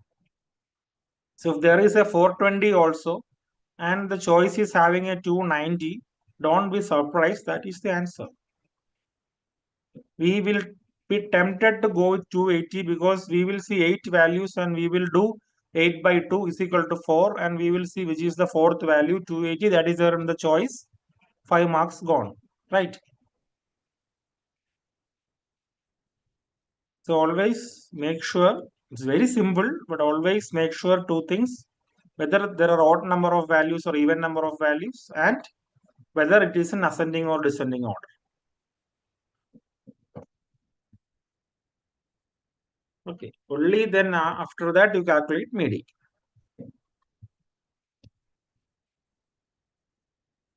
Okay, if mean is 4 and the distribution is 2, 3, 4, 5, 6, the sum of squared deviations from the mean will be. Do this, do this.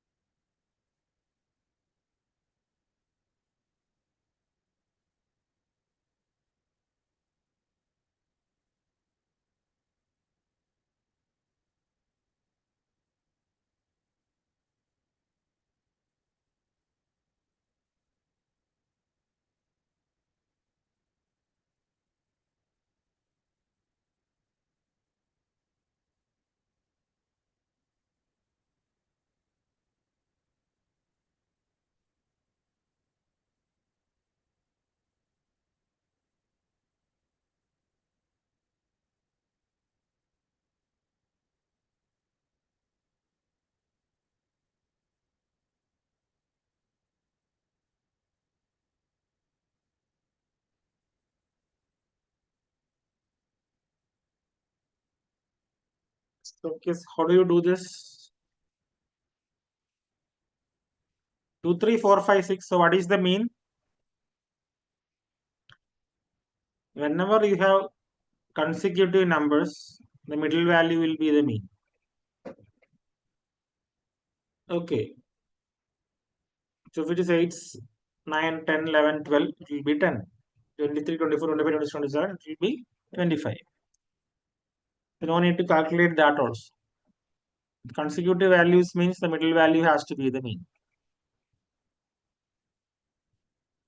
Okay, so sum of squared deviations from the mean. So deviation from the mean, how do you calculate? 2 minus 4 minus 2, 3 minus 4 minus 1, 4 minus 5, say 5 minus 4, that is 1, 6 minus 4, that is 2. So you have minus 2 minus 1, 0, 1, 2. That is, when you square it, you will get 4, 1, 0, 1, 4. The sum of square deviations from the mean will be 10. So Libin is right. They only asked for the, they have the earlier question that we did was to find out the mean deviation. Here they have asked us to find out the sum of the square deviations. Okay, so when we find out square, that is, we have to find out the deviation and we have to square it and we have to find the sum of that. So deviations would be 2 minus 4, 3 minus 4, 5 minus 4 and 6 minus 4 because 4 is the mean. You will get the deviations as minus 2, minus 1, 0, 1 and 2. Then they ask for the sum of the squared deviations. Then we will now square the values we got. Minus 2 square is 4, minus 1 square is 1, 0 square is 0, 1 square is 1 and 2 square is 4. So the 5 values, the square deviation values we get are 4, 1, 0, 1, 4. Then they ask for the sum of that. So we just take the sum of that. 4 plus 1 plus 0 plus 1 plus 4. That is 10. So while calculating standard deviation, we calculate the root mean square deviations. We find out the square deviations. We take the mean of that. So when we take the mean of that, here we will get as 10 by 5. That is 2. And we will take the root of that. So root of 2 is 1.44 will be the standard deviation in this case. Okay. Which among the following is the best sampling method? Convenience, simple random, cluster random, systematic random.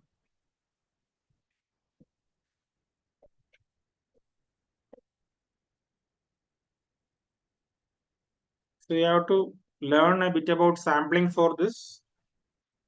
Do you know about sampling? Have you learned about sampling? Have you read about sampling? Remember your UG sampling classes?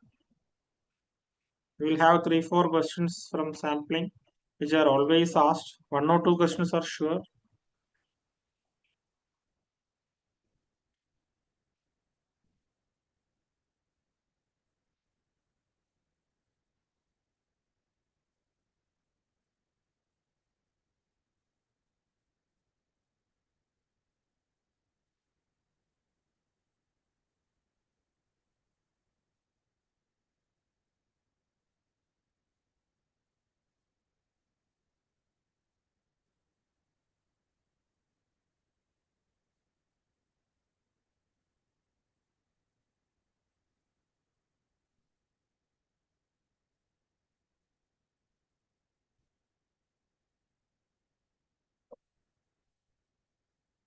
Yes, so we have got one answer. Anyone else? Okay, another answer. Another answer. If somebody says A, then we can have all the choices.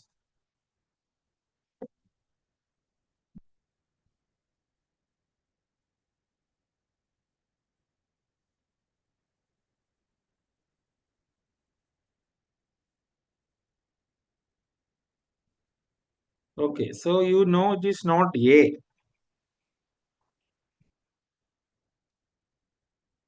Okay, then that is a good start.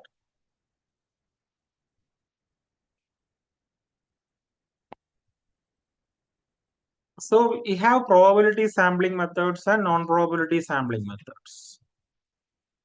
Probability sampling methods, we have 5. That is simple random, systematic random, stratified random, cluster random, and multi-stage random. I hope you remember all that. There we go with the probabilities. So there is a chance of representation that is equal or say non-zero probability for the item to be selected, or the sampling unit to be selected. But in non-probability sampling, it is nothing like that, and it is based on some other factor. So convenience sampling is like നമ്മുടെ സൗകര്യം പോലെ, അതാണ് convenience. നമ്മൾ O P എന്നൊക്കെ ഒരു 10 പേര് എടുക്കുന്നു, നമുക്ക് അത്രേ പറ്റൂ, അതാണ് കൺവീനിയൻസ് സാമ്പിളിംഗ്. ഇനി ഒ പിയിൽ വരുന്ന അടുത്തടുത്ത ആൾക്കാരെ എടുക്കുന്നതിന് we call it as consecutive sample. Then we have other non-probability methods like judgment sampling. It is also called like where we are actually, it is our judgment which actually decides whether we need to take him or not. Basically depends on our judgment. That's all. നമ്മുടെ ഒരു ഇഷ്ടപ്രകാരം നമുക്ക് ശരിയാണെന്ന് തോന്നുന്ന ഒരാളെ നമ്മൾ എടുക്കും. ഇപ്പൊ അംഗൻവാടിയെ കുറിച്ച് പഠിക്കണം എന്നുണ്ടെങ്കിൽ നമ്മൾ ICDS സൂപ്പർവൈസറിനെ കണ്ടുപിടിച്ച് അവരോടായിരിക്കും ക്വസ്റ്റ്യൻ ചോദിക്കുന്നത്. It's actually a judgement sampling. Another one is quota sampling. Quota sampling നമ്മൾ നേരത്തെ പറഞ്ഞതുപോലെ സ്ട്രാറ്റിഫൈഡ് സാമ്പിളിംഗ് പോലെ തന്നെ ഒരു സാധനം. സ്ട്രാറ്റിഫൈഡ് സാമ്പിളിംഗ് എന്ന് വെച്ചാൽ നമ്മൾ ഇപ്പൊ മെയിൽ ഫീമെയിൽ ജെൻഡർ സ്പെസിഫിക് ആയിട്ട് എന്തെങ്കിലും ഇഷ്യൂ ആണ് പഠിക്കുന്നതെന്നുണ്ടെങ്കിൽ in order to ensure that we have adequate number of males and females in the sample, നമ്മൾ സെക്സിനെ ഒരു സ്ട്രാറ്റം പോലെ കണ്ടിട്ട് ഓരോ സ്ട്രാറ്റത്തിൽ നിന്നും ഇത്രയും പേര് റാൻഡമായി എടുക്കണമെന്ന് ഉറപ്പിക്കും. കോട്ട സാമ്പിളിംഗിൽ ചെയ്യുന്നത് എന്താണെന്ന് വെച്ചാൽ നമുക്കൊരു 50 മെയിലും 50 ഫീമെയിലും വേണമെന്ന് അറിയാം. അത് നമ്മൾ കോട്ട മീറ്റ് ചെയ്യും, പക്ഷെ റാൻഡം ആയിട്ടായിരിക്കില്ല എടുക്കുന്നത്. കോട്ട സാമ്പിളിംഗ് ഏറ്റവും കൂടുതൽ യൂസ് ചെയ്യുന്ന ഒരു നല്ല എക്സാമ്പിൾ എന്ന് പറയുന്നത് ഇലക്ഷന് മുമ്പൊക്കെ എക്സിറ്റ് പോൾ നടത്തുമല്ലോ. അപ്പൊ അതിൽ ഒരു സ്ഥലത്തുള്ള പ്രധാന കമ്മ്യൂണിറ്റീസ് ഏതൊക്കെയാന്ന് നോക്കിയിട്ട് ഓരോ കമ്മ്യൂണിറ്റിന് ഇത്ര നമ്പർ വേണം എന്ന് ഉറപ്പിക്കും. അത്ര ആൾക്കാരോട് ചോദിക്കും. പക്ഷെ റാൻഡം ആയിട്ടൊന്നും പ്രോബിലിറ്റി അനുസരിച്ചൊന്നും ആയിരിക്കില്ല എടുക്കും. പിന്നെ വി ഹാവ് സ്നോബോൾ സാമ്പിളിംഗ്, വേറെ നമ്മൾ ഒരാളെ എടുക്കുന്നു, അയാളോട് ചോദിക്കുന്നു വേറെ ആൾക്കാർ ആരെങ്കിലും അറിയാമോ, അപ്പൊ അയാൾ തരുന്ന 1-2 പേരുടെ അടുത്ത് പോകുന്നു, അവിടെ നിന്ന് അടുത്ത ആളെ എടുക്കുന്നു. അങ്ങനെ ഒരു സ്നോബോൾ ഉരുണ്ട് വരുമ്പോൾ അതിന്റെ സൈസ് കൂടി കൂടി വരുന്ന പോലെ നമ്മൾ സ്റ്റഡിയിൽ മുമ്പോട്ട് പോകുന്തോറും നമ്മുടെ സാമ്പിൾ കൂട്ടി വരും. അത് യൂഷ്വലി നമ്മൾ സെൻസിറ്റീവ് ആയിട്ടുള്ള ഇഷ്യൂസിലൊക്കെ ആയിരിക്കും ചെയ്യുന്നത്. അതായത് നമുക്കൊരു സാമ്പിളിംഗ് ഫ്രെയിം ആയിട്ടൊരു സാധനം കിട്ടില്ല. സാമ്പിളിംഗ് ഫ്രെയിം എന്ന് വെച്ചാൽ നമുക്കിപ്പോൾ ഒരു സാമ്പിളിംഗ് യൂണിറ്റ്സ് എല്ലാം ലിസ്റ്റ് ചെയ്തിട്ടുള്ള ഒരു വലിയ ലിസ്റ്റിനെയാണ് സാമ്പിളിംഗ് ഫ്രെയിം എന്ന് പറയുന്നത്. ഇതെല്ലാം MCQ ആയിട്ട് ചോദിക്കാം, ഞാൻ ഈ പറയുന്ന ഓരോന്നും. അപ്പോൾ ഈ sampling frame is the list of entire units or sampling units. അപ്പോൾ അതിൽ നമ്മൾ പ്രോബിലിറ്റി അനുസരിച്ച് പോകുമ്പോൾ സിമ്പിൾ റാൻഡം ആണെങ്കിൽ നമ്മൾ സിംപ്ലി കുറെ റാൻഡം നമ്പേഴ്സ് സെലക്ട് ചെയ്തിട്ട് അവരെയൊക്കെ പിക്ക് ചെയ്യും. സിസ്റ്റമാറ്റിക് റാൻഡം ആണെങ്കിൽ ഒരു സിസ്റ്റം അനുസരിച്ച് ഒരു റിപ്പറ്റീഷൻ അനുസരിച്ച് പോകും. ഇപ്പൊ നമുക്ക് 100 ആൾക്കാരെയാണ് വേണമെന്നുണ്ടെങ്കിൽ സിസ്റ്റമാറ്റിക് റാൻഡം ആണെങ്കിൽ നമുക്ക് 100 ആൾക്കാരിൽ നിന്ന് 10 പേരെയാണ് വേണ്ടതെന്നുണ്ടെങ്കിൽ നമ്മൾ ആക്ച്വലി ഒരു സാമ്പിളിംഗ് ഇന്റർവെൽ കണ്ടുപിടിക്കും, which is equal to total number of units divided by number of people we need. ഇപ്പൊ 100/10 എന്ന് കിട്ടും സാമ്പിളിംഗ് ഇന്റർവെൽ. എന്നിട്ട് നമ്മൾ 1നും 10നും ഇടയ്ക്ക് റാൻഡം നമ്പർ സെലക്ട് ചെയ്യും. ദേ വിൽ ഗെറ്റ് 3 എന്ന് വെച്ചോ. എന്നിട്ട് നമ്മൾ അതിനോട് കൂടെ സാമ്പിളിംഗ് ഇന്റർവെൽ ആഡ് ചെയ്ത് പോകും. അപ്പൊ 3 ആണ് ഫസ്റ്റ് ടൈം കിട്ടിയതെങ്കിൽ 3 + 10 + 10 + 10 പ്ലസ് എന്ന് 10 പ്രാവശ്യം ആഡ് ചെയ്യും. അപ്പൊ നമുക്ക് 3, 13, 23, 33 അങ്ങനെ കിട്ടും. That is systematic random. അപ്പൊ ഡാറ്റ ഒരു പീരിയോഡിസിറ്റി കാണിക്കുന്നുണ്ടെങ്കിൽ സിസ്റ്റമാറ്റിക് റാൻഡം ഉപയോഗിക്കരുത്. That can be asked as an MCQ. ഇപ്പോ ലെക്ചർ ക്ലാസ്സിൽ ഒരു സൈഡ് മുഴുവൻ ഗേൾസും മറ്റേ സൈഡ് മുഴുവൻ ബോയ്സുമാണ് ഇരിക്കുന്നതെങ്കിൽ 5 റോ ഉണ്ട് 2 സൈഡിലും എന്ന് വെച്ചു. 3rd റോ ആണ് റാൻഡം ആയിട്ട് വന്നത്, ആ സൈഡ് ഗേൾസിന്റെ റോ ആണെങ്കിൽ സിസ്റ്റമാറ്റിക് സാമ്പിളിംഗ് അനുസരിച്ച് നമ്മൾ 10 പേരെ എടുത്താൽ 10ഉം ഗേൾസ് ആയിരിക്കും. കാരണം 3 ഗേൾ വന്നുകൊണ്ട് 13ഉം 23 ഒക്കെ ഗേൾ തന്നെ ആയിരിക്കും, അവരുടെ തൊട്ട് ബാക്കിൽ വരുന്നവരല്ല. സിസ്റ്റമാറ്റിക് റാൻഡമിന് അങ്ങനെ ഒരു കുഴപ്പമുണ്ട്. ക്ലസ്റ്റർ റാൻഡം എന്ന് പറയുമ്പോൾ നമ്മൾ എൻറ്റയർ സാമ്പിളിംഗ് യൂണിറ്റ്സിന്റെ ഫ്രെയിം നമുക്ക് വേണ്ട. ഇപ്പൊ കോളേജസിൽ പഠിക്കുന്ന കുട്ടികളെ നമ്മൾ സാമ്പിൾ ചെയ്യാൻ പോകുന്നതെങ്കിൽ കോളേജിന്റെ ലിസ്റ്റ് മതി. ഇപ്പൊ ഫസ്റ്റ് കോളേജിന്റെ ലിസ്റ്റിൽ നിന്ന് നമുക്ക് ഒരു 5 കോളേജ് വേണമെങ്കിൽ നമ്മൾ റാൻഡമായിട്ട് ആദ്യം അത് സെലക്ട് ചെയ്യും. ഈ കിട്ടുന്ന 5 കോളേജിലുള്ളവരുടെ പേര് വിവരങ്ങൾ മാത്രം നമുക്ക് പിന്നെ ആവശ്യമുള്ളൂ. അതിൽ നിന്ന് ഒരു കോളേജിൽ നിന്ന് 50 പേരെ വെച്ചിട്ടാണെങ്കിൽ നമ്മൾ അങ്ങനെ സെലക്ട് ചെയ്തിട്ട് 250 സാമ്പിൾ സൈസ് 5 കോളേജിൽ നിന്ന് എടുക്കുക. അപ്പൊ ഈ ഫസ്റ്റ് റൗണ്ടിൽ ഇപ്പൊ ഒരു 18 കോളേജ് ഉണ്ടെങ്കിൽ അതിൽ നിന്ന് 5 കോളേജ് എടുക്കുന്നത് തികച്ചും റാൻഡം ആയിട്ടായിരിക്കും.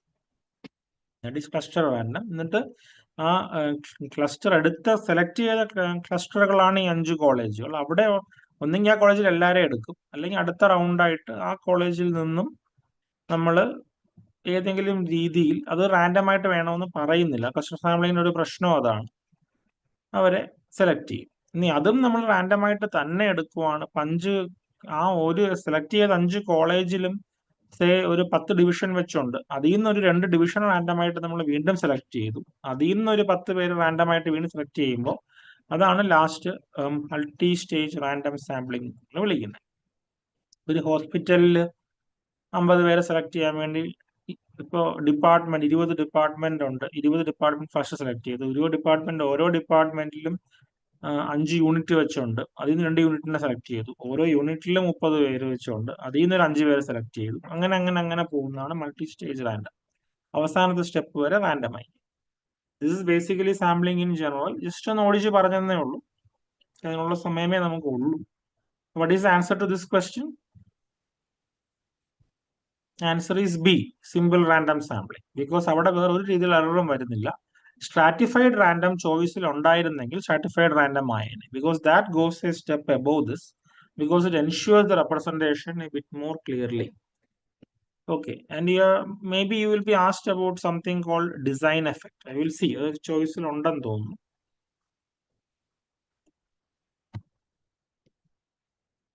Okay, answer this one. Now you can answer this very well. Which of the following is not a probability sampling method? Simple random, stratified random, quota sampling, systematic random. What is the answer?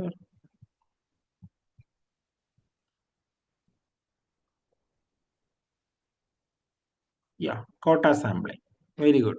So it's clear, no?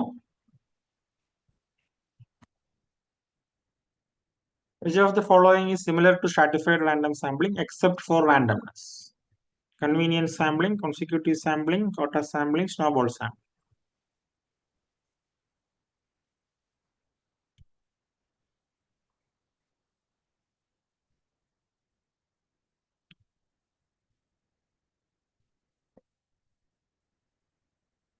Yes, you know now. Tell me.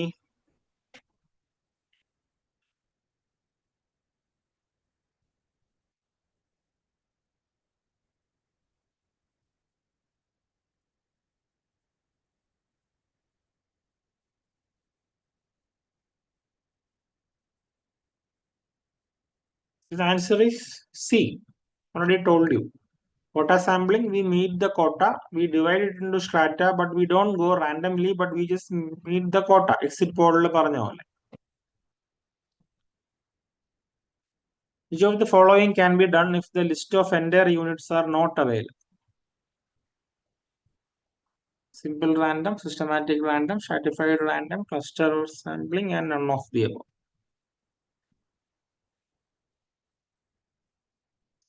The list of the entire units is called sampling frame. So the question is basically, which of the sampling method can be done if the entire sampling units or the sampling frame is not available?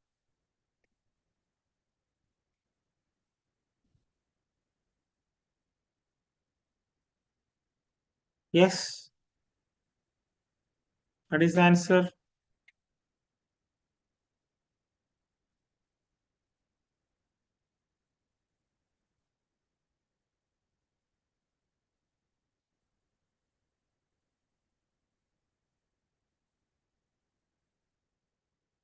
For simple random sampling, we need the sampling frame. ഇപ്പൊ നമുക്ക് 1000 പേരിൽ നിന്ന് 10 പേരെ random ആയിട്ട് എടുക്കണമെങ്കിൽ 1000 പേരുടെ ലിസ്റ്റും ഉണ്ടായേ പറ്റൂ. എങ്കിലേ അതിൽ നിന്ന് 10 പേരെ നമുക്കിപ്പോൾ റാൻഡം നമ്പേഴ്സ് വരുമ്പോൾ ആരാണെന്ന് കണ്ടുപിടിച്ചെടുക്കാൻ പറ്റും. സിസ്റ്റമാറ്റിക് റാൻഡം ചെയ്യണമെങ്കിലും ടോട്ടൽ ലിസ്റ്റ് ഉണ്ടെങ്കിലേ പറ്റും. കാരണം 1നും 10നും ഇടയ്ക്കെന്നുള്ള രീതിയിൽ എടുത്താൽ പോലും എല്ലാവരും ഇപ്പോൾ ആ നമ്പർ 3 ആവാം, 4 ആവാം, 5 ആവാം, ഏതും ആവാം. അതനുസരിച്ച് നമ്മൾ സെലക്ട് ചെയ്യുന്ന ആൾക്കാർ മാറും. സ്ട്രാറ്റിഫൈഡ് റാൻഡം ആയാലും എൻറ്റയർ സാമ്പിളിംഗ് യൂണിറ്റ്സ് ഉണ്ടായിട്ടേ നമ്മൾ സ്ട്രാറ്റ ഐഡന്റിഫൈ ചെയ്ത് ഡിവൈഡ് ചെയ്യാൻ പറ്റും. ക്ലസ്റ്റർ സാമ്പിളിംഗ് പക്ഷെ ഞാൻ പറഞ്ഞു, നമ്മളിപ്പോ ഒരു 10 കോളേജിൽ നിന്ന് 500 കുട്ടികളെ സെലക്ട് ചെയ്യണമെങ്കിൽ ആകെ ആ സ്ഥലത്ത് ഒരു 25 കോളേജും ഉണ്ടെങ്കിൽ ഈ 25 കോളേജിൽ നിന്ന് 10 കോളേജിനെ സെലക്ട് ചെയ്യാൻ കോളേജിന്റെ ലിസ്റ്റ് മാത്രം മതി. എൻറ്റയർ സാമ്പിളിംഗ് യൂണിറ്റ്സിന്റെ ലിസ്റ്റ് വേണ്ട. ഈ 10 കോളേജിനെ സെലക്ട് ചെയ്ത് കഴിഞ്ഞിട്ട് ഈ 10 കോളേജിലുള്ള ഓരോ കുട്ടികളുടെ പേരുള്ള ലിസ്റ്റ് മാത്രം ഉണ്ടെങ്കിൽ ക്ലസ്റ്റർ ചെയ്യാം. അപ്പോൾ ക്ലസ്റ്റർ ചെയ്യാൻ വേണ്ടി സാമ്പിളിംഗ് ഫ്രെയിമിന്റെ ആവശ്യമില്ല.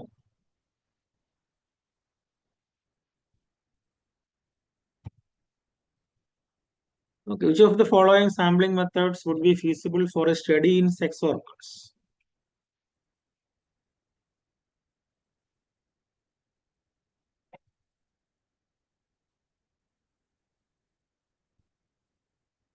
Yes.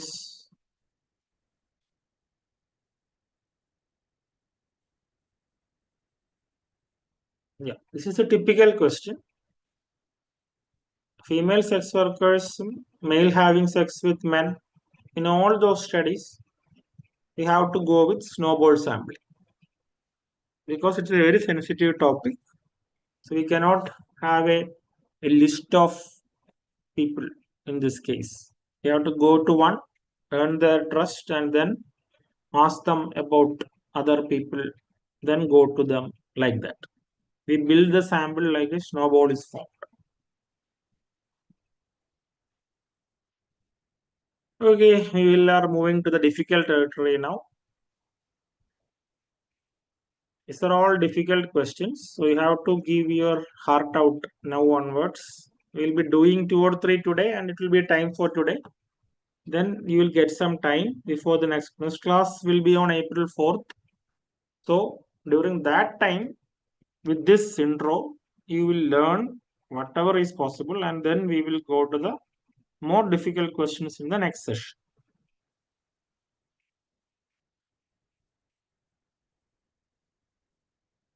Okay, so the question is, in a small town on December 31st, 2013, there were 2,000 cases of diabetes mellitus, of which 324 were diagnosed cases of diabetic retinopathy. In 2014, 37 cases developed diabetic retinopathy and 3 of them expired due to myocardial infarction. 47 among them who did not develop diabetic retinopathy also died in the year 2014 due to various issues. 100 new cases, each of diabetes mellitus, were diagnosed in the years 2013 and 2014. Assuming there were no emigrations or immigrations, the point prevalence of diabetic retinopathy on December 31st, 2014 can be calculated if we know also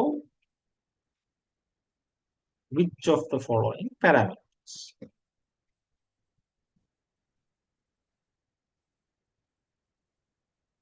Point prevalence of diabetes mellitus on December 31st, 2014. Median population of this town in 2014. Incidence density of diabetes mellitus in 2014. Total number of births and deaths in 2014. None of them. There are so many questions in this one question. You will get like 10 MCQs from this one question if you understand this completely.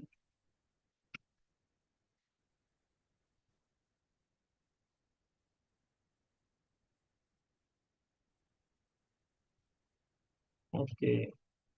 Can anyone tell me, question is clear to you? Have you seen such questions? Have you done such questions? Or are you shocked to see such a question? Should I start from the scratch and try to tell you about what is this all about?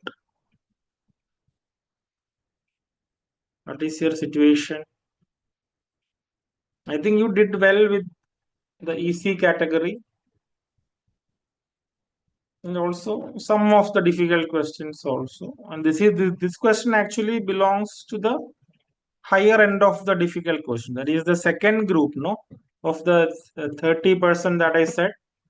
That group or will have 20% of, say, moderately okay questions, and say 10% of moderately difficult questions. This belongs to the moderately difficult part. We haven't gone to the very difficult part. I think very difficult part, there is no point in discussing also much. I will tell you how that question will come. Okay, so our problem is that we are actually having revision classes. I cannot take time to teach you all this also. So what we can do is I will explain this in a way that you can understand, and you have to go and learn in the next 2, 3, 4 days. So that's why I actually asked for a break in between also. You have time till 4th to learn this in a better way.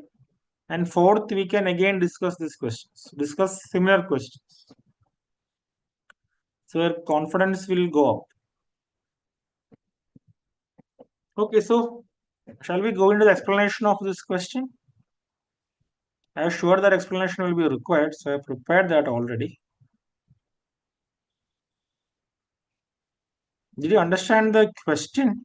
Is there anyone who doesn't understand the question?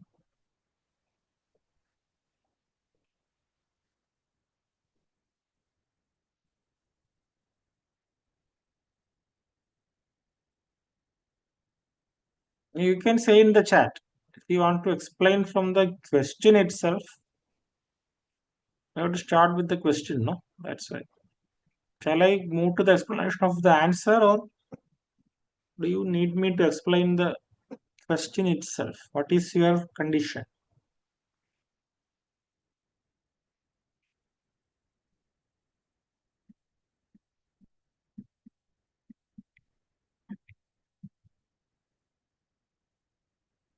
Okay, so question is clear, right? I hope so.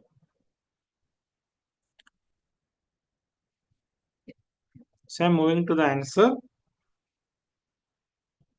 So read very carefully.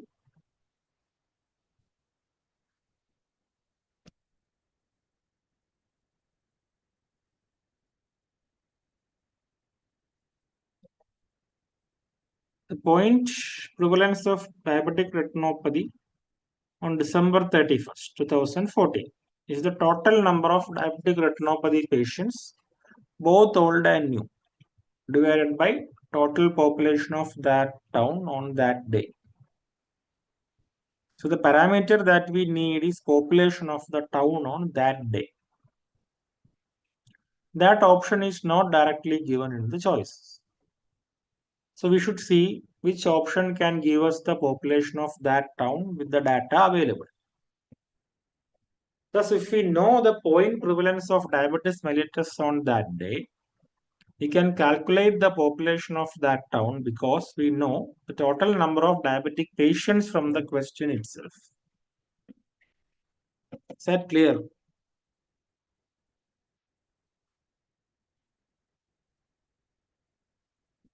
Is this part clear, or should I explain it in a very simple way?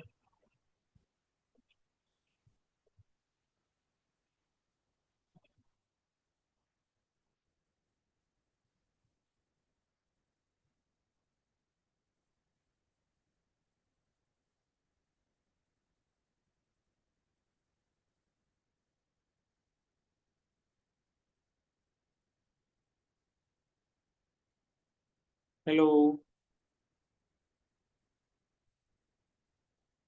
ഇനിയും simple ആയിട്ട് ഒന്നുകൂടെ പറയണോ, അതോ ഇപ്പൊ പറഞ്ഞത് clear ആണോ?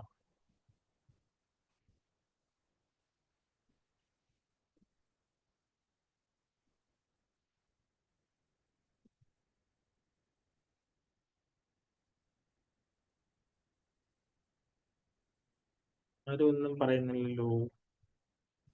Okay, ഒന്നുകൂടെ പറയാം. I think മനസ്സിലാവാത്തോണ്ടായിരിക്കാം. സോ നമ്മളോട് ചോദിച്ചിരിക്കുന്നത് diabetic point prevalence of diabetic retinopathy ആണ് നമ്മളോട് ചോദിച്ചിരിക്കുന്നത്. എന്തും കൂടെ അറിഞ്ഞാൽ കാൽക്കുലേറ്റ് ചെയ്യാം. അപ്പൊ ഡയബറ്റിക് റെറ്റിനോപ്പതിയുടെ പോയിന്റ് പ്രിവലൻസ് കണ്ടുപിടിക്കാനുള്ള ഫോർമുല എന്താണ്? ആ ഡേറ്റിൽ December 31st, 2014 ആണ് ചോദിച്ചിരിക്കുന്നത്. ആ പോയിന്റ് പ്രിവലൻസ് ആണ് ചോദിച്ചിരിക്കുന്നത്. ആ ഡേറ്റിൽ എത്ര ഡയബറ്റിക് റെറ്റിനോപ്പതി ഉണ്ട് ഡിവൈഡഡ് ബൈ ആ ഡേറ്റിലെ population of town and that day എത്രയാണ്. കൃത്യമായി പോയിന്റ് പ്രിവലൻസ് ചോദിക്കുമ്പോൾ നമുക്ക് അങ്ങനെ എടുക്കുന്നതാണ് ഏറ്റവും നല്ലത്. അപ്പൊ നമുക്ക് ആ ടൗണിലെ പോപ്പുലേഷനെ കുറിച്ചൊന്നും പറഞ്ഞിട്ടില്ല, പക്ഷെ നമുക്ക് ആ ടൗണിൽ എത്ര ഡയബറ്റീസ് ആൾക്കാരുണ്ടെന്ന് മൊത്തത്തിൽ അറിയാം. അപ്പൊ ഈ ചോയ്സ് എ നമ്മൾ ഓപ്റ്റ് ചെയ്താൽ ടോട്ടൽ ഡയബറ്റിക് ആൾക്കാരുടെ നമ്പർ നമുക്ക് അറിയാം. ഇപ്പോൾ ഡയബറ്റിക്കിന്റെ പ്രിവലൻസും അറിയാമെന്നുണ്ടെങ്കിൽ നമുക്ക് ആ പോപ്പുലേഷൻ ആ ഓപ്ഷനിൽ നിന്നും കിട്ടും. ആ ഓപ്ഷനിൽ നിന്ന് പോപ്പുലേഷൻ കിട്ടിയ റെറ്റിനോപ്പതി എത്ര ഉണ്ടെന്ന് നമുക്കറിയാം. സുഖമായിട്ട് ആ ക്വസ്റ്റ്യൻ ആൻസർ കണ്ടുപിടിക്കുകയും ചെയ്യാം. അത്രേ ഉള്ളൂ. ചോയ്സ് ബി മീഡിയർ പോപ്പുലേഷൻ കിട്ടിയ നമുക്ക് December 31st, 2014 പോപ്പുലേഷൻ കാൽക്കുലേറ്റ് ചെയ്യാനുള്ള ഗ്രോത്ത് റേറ്റോ ബർത്ത് റേറ്റോ ഒന്നും ക്വസ്റ്റിന് തന്നിട്ടില്ല. മീഡിയർ പോപ്പുലേഷൻ കിട്ടിയ മീഡിയർ പോപ്പുലേഷൻ ഇട്ട് ചെയ്യാൻ വേണമെങ്കിൽ, പക്ഷെ ആ December 31st, 2014 പോപ്പുലേഷൻ തന്നെ കിട്ടും എന്നുള്ളപ്പോൾ അതാണ് ബെറ്റർ. ഈ ചോയ്സ് സി കിട്ടിയാലോ, ഇൻസിഡൻസ് ഡെൻസിറ്റി കിട്ടിയാലോ, നമുക്കത് എല്ലാ ആൾക്കാരെയും ഒരേപോലെ ഫോളോ അപ്പ് ചെയ്തതാണെന്നുള്ള കാര്യങ്ങളൊന്നുമില്ല. ഡെൻസിറ്റി എന്ന് പറയുമ്പോൾ പേഴ്സൺ ഇയേഴ്സിൽ കാൽക്കുലേറ്റ് ചെയ്യുന്നതാണ്.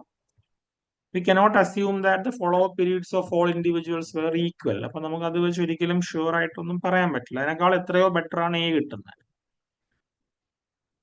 Choice D would give us the total number of births and deaths in 2014, but we don't know the population of 2013 itself, and therefore we cannot estimate the population of 2014 in any way with this data. Okay, the total number of births and deaths അറിഞ്ഞത് കൊണ്ട് നമുക്കൊന്നും ചെയ്യാനില്ല. 13 പോപ്പുലേഷനെ അറിയത്തില്ല. 13 population അറിയാമായിരുന്നെങ്കിൽ നമ്മൾ 14 number of ബർത്തും ഡെത്തും ഒക്കെ add ചെയ്ത് minus ചെയ്ത് 14 അവസാനത്തെ പോപ്പുലേഷൻ അതിൽ നിന്ന് കണ്ടുപിടിക്കുക.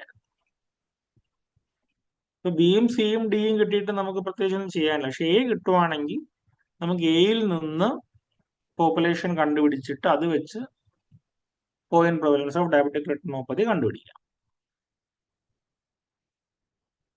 സോ ഇതിന്റെയൊക്കെ ഫോർമുല അറിയണം, ഏതാണെന്ന് അറിയണം, എന്ന് ഈസി ആയിട്ട് ചെയ്യാൻ പറ്റും. Is it clear?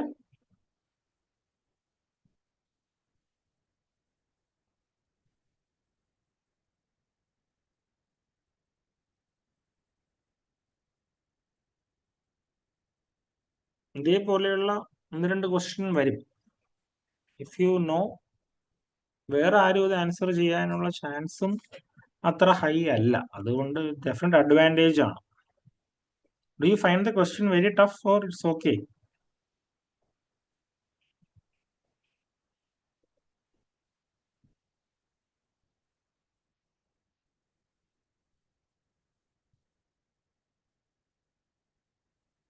ചാറ്റ് ചെയ്തുകൊണ്ടിരുന്നവരൊക്കെ പെട്ടെന്ന് സൈലന്റ് ആയല്ലോ, എന്ത് പറ്റി?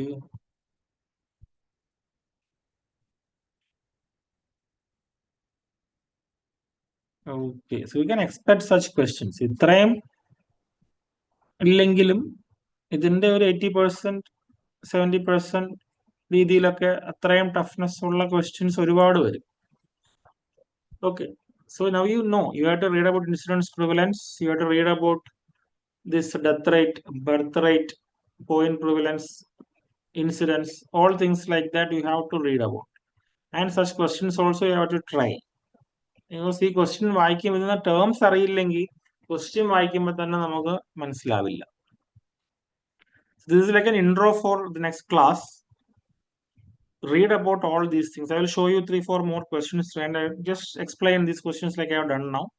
Read those questions and come prepared for the class on April 4th. Okay, so that we can go into this a bit more. Okay, it's a usual question on sensitivity and specificity that you will find in almost all entrance papers. In a population where the prevalence of hepatitis B was 4%, a new screening test was performed to detect the cases as first round of a research project. Screening test had a sensitivity of 99%, specificity of 77%. The same test was later used in a high-risk group for identifying the cases as a second round of the same research project. The prevalence of hepatitis B in this high-risk group was 29%. Which of the following statements is true? This can also be asked as 3-4 MCQs in separate different ways. If you know what it is, you can answer anything based on this. The specificity would increase in the second round. Positive predictive value will increase in the second round. Sensitivity would increase further in the second round. Positive likelihood ratio will increase in the second round. Sensitivity would decrease in the second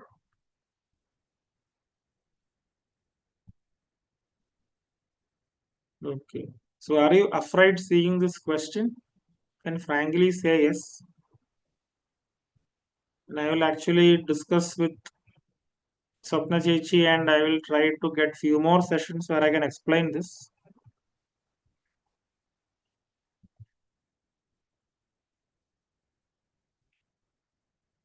Okay, so have you actually started studying community medicine for the exams or has it been kept for the last?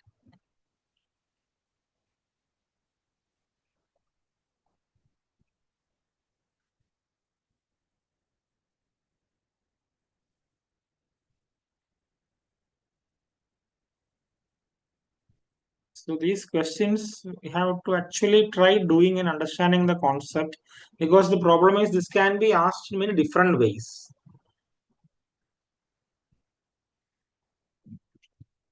So you have to know about what is sensitivity, what is specificity, and only then you can try doing this and all.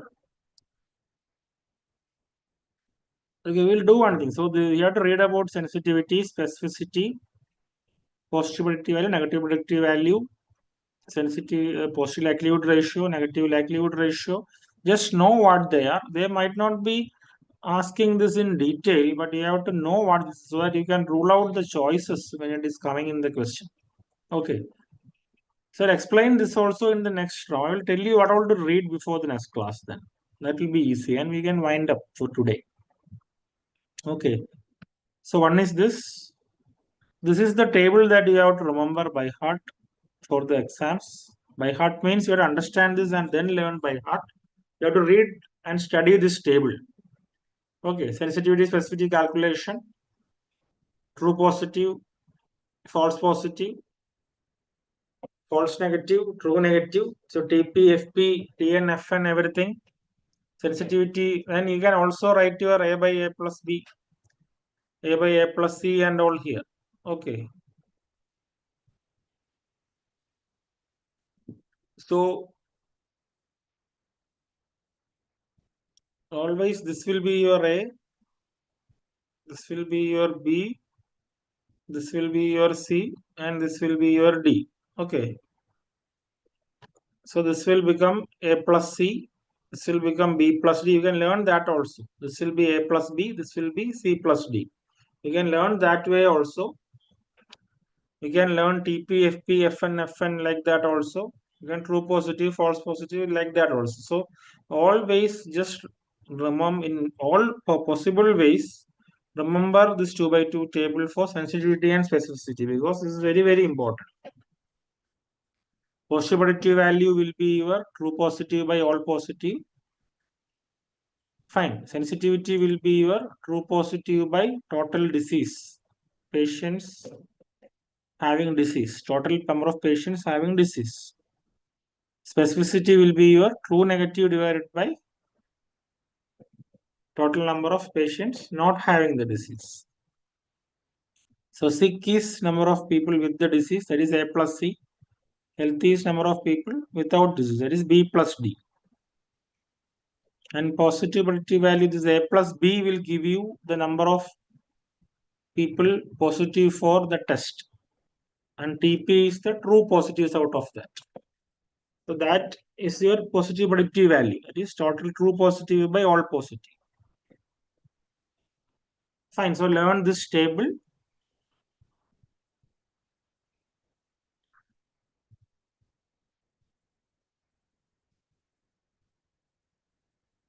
Then this question also is about which t-test or say paired t-test, ANOVA test, unpaired t, chi-square, which test. So read all these tests. Okay. And the decision rule table, you have to learn this. So we talked about qualitative and quantitative variables. So when both the variables are qualitative, we use the chi-square. And we calculate relative risk or odds ratio in that. When one variable is qualitative and the other is quantitative, then we do t-test. There are two groups, ANOVA if more than two groups, and we go for non-parametric test if the quantitative variable is non-normal. Okay. So which are those non-parametric tests we will see in the next slide, don't worry. So t-test also, we go for t-test and ANOVA if there are two independent groups. But if groups are dependent, we go for paired T and the test. And when two variables are quantitative, that is say one is FBS and one is diastolic BP measurement, then we go for correlation. If it is parametric, we go for the Pearson correlation. And if it is non-parametric, we go for the Spearman's correlation. Okay. So this is like this is like a chart which tells you how to do the analysis, basically which test to choose and all. So learn all this. We will be discussing this in next class also. Quantitative variables, two groups normally distributed, sample size less than 30, go for t-test. Two related groups go for a paired t-test, and unrelated groups go for an unpaired t-test. Sample size more than 30, we go for z-test. And the not normally distributed, skewed distribution, two related groups go for Wilcoxon sign rank test. Two unrelated groups go for the Mann-Whitney U test. More than two groups normally distributed, we go for different groups, one measurement ANOVA. Same group, more than two measurements, repeated measures ANOVA. Not normally distributed, skewed, different groups, one measurement Pascal values. The same group, more than two measurements, Friedman's test. So know the names of all these tests and the place where we use it. It might be asked. Unpaired T and paired T will definitely be asked. The non-parametric, Mann-Whitney U, Pascal Valley and all, just study the names. Sometimes they can ask and you can definitely answer because it's easy. You have to only remember which is the counterpart of what. Okay. So Mann-Whitney U test is the counterpart of T test. These two unrelated groups. If it's skewed, we go for Mann-Whitney U. If normal, we go for T. And ANOVA, if there are more than two groups, Pascal Valley is the counterpart of ANOVA when it is skewed. Repeated measures ANOVA. If it is skewed, we go for Friedman's. And paired T, the groups are say two related groups, we go for paired T. In that case, if it is skewed, we go for Wilcoxon sign rank test. So learn these tests and where they are used. I'll repeat this in the next class, don't worry. And chi-square is what we do when it is qualitative. So two qualitative variables, we go for chi-square.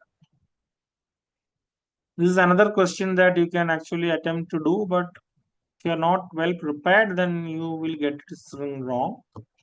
This question is about the confidence interval and how to calculate that and all. And about the normal distribution basically.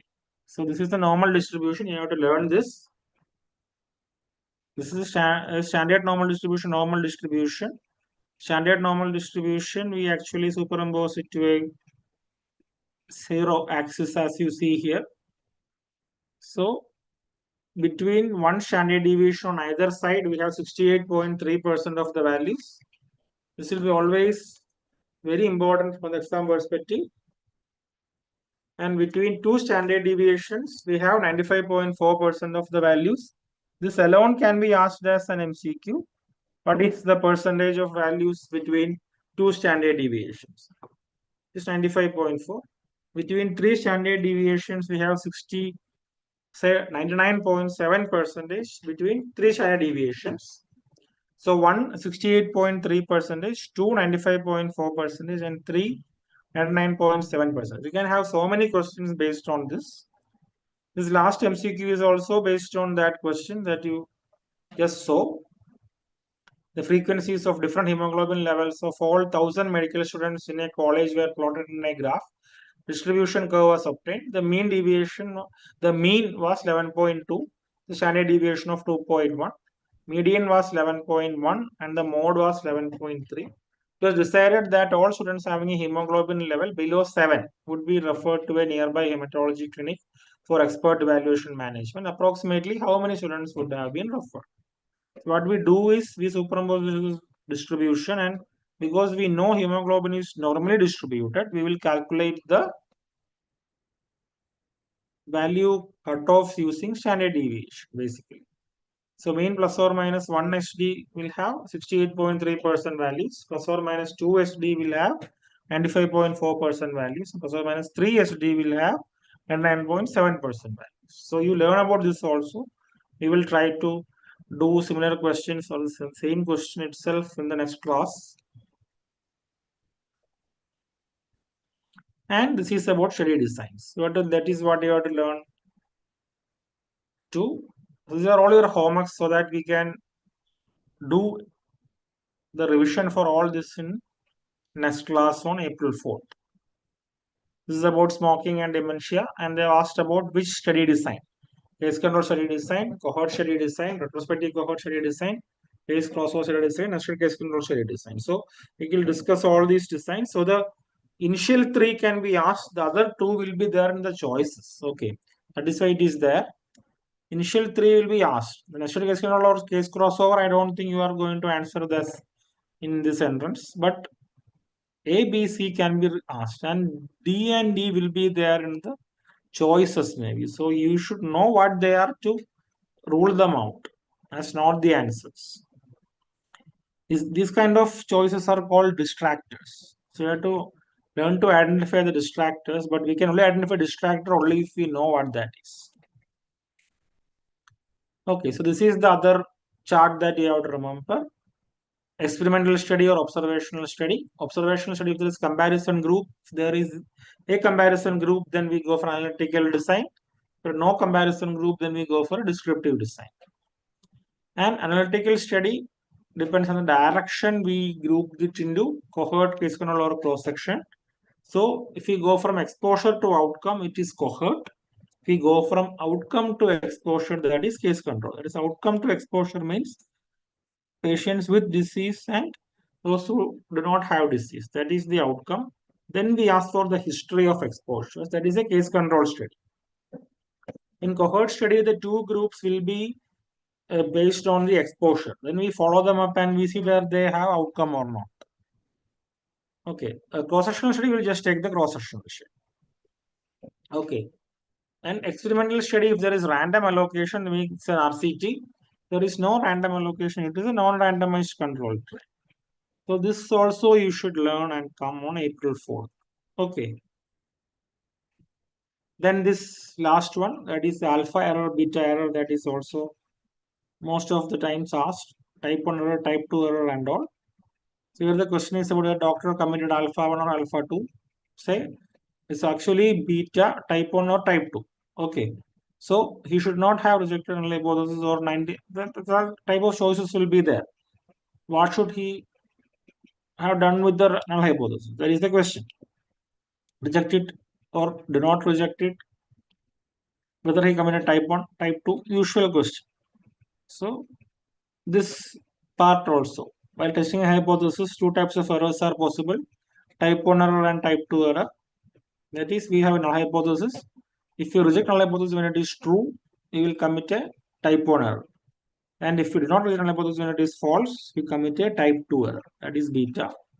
So what is alpha, what is beta, and what is p-value based on this and all. That all you just learn and come. There is no time to teach all of this to you. just in one class. I can only revise this, so you should be knowing this. If I do this MCQs right now, then you will have no clue how I got the answer and no time to explain also. That is why I'm giving you time. So these are the things we'll be discussing in the next class. Read and come so that you will gain from this and you will understand what is being taught. Okay, this is my final slide.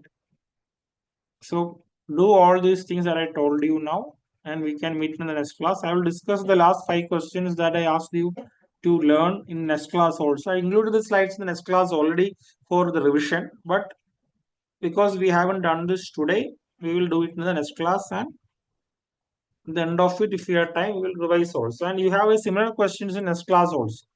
So all the questions, these 5 things, if you learn, you can answer all of them. That is this table of type 1, type 2 alpha errors, beta errors, this table of study designs, this normal distribution curve, this study which test to do thing,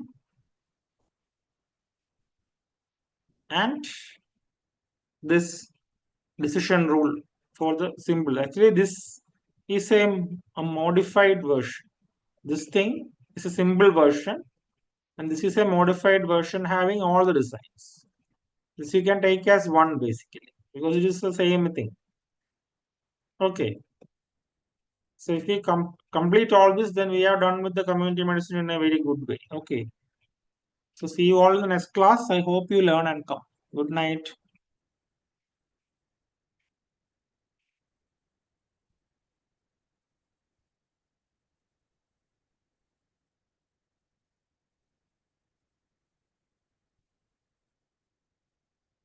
Okay, I think this has been an eye opener to you in a very serious way, right?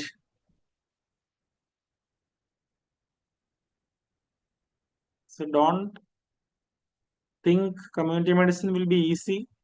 It will be easy if you learn it.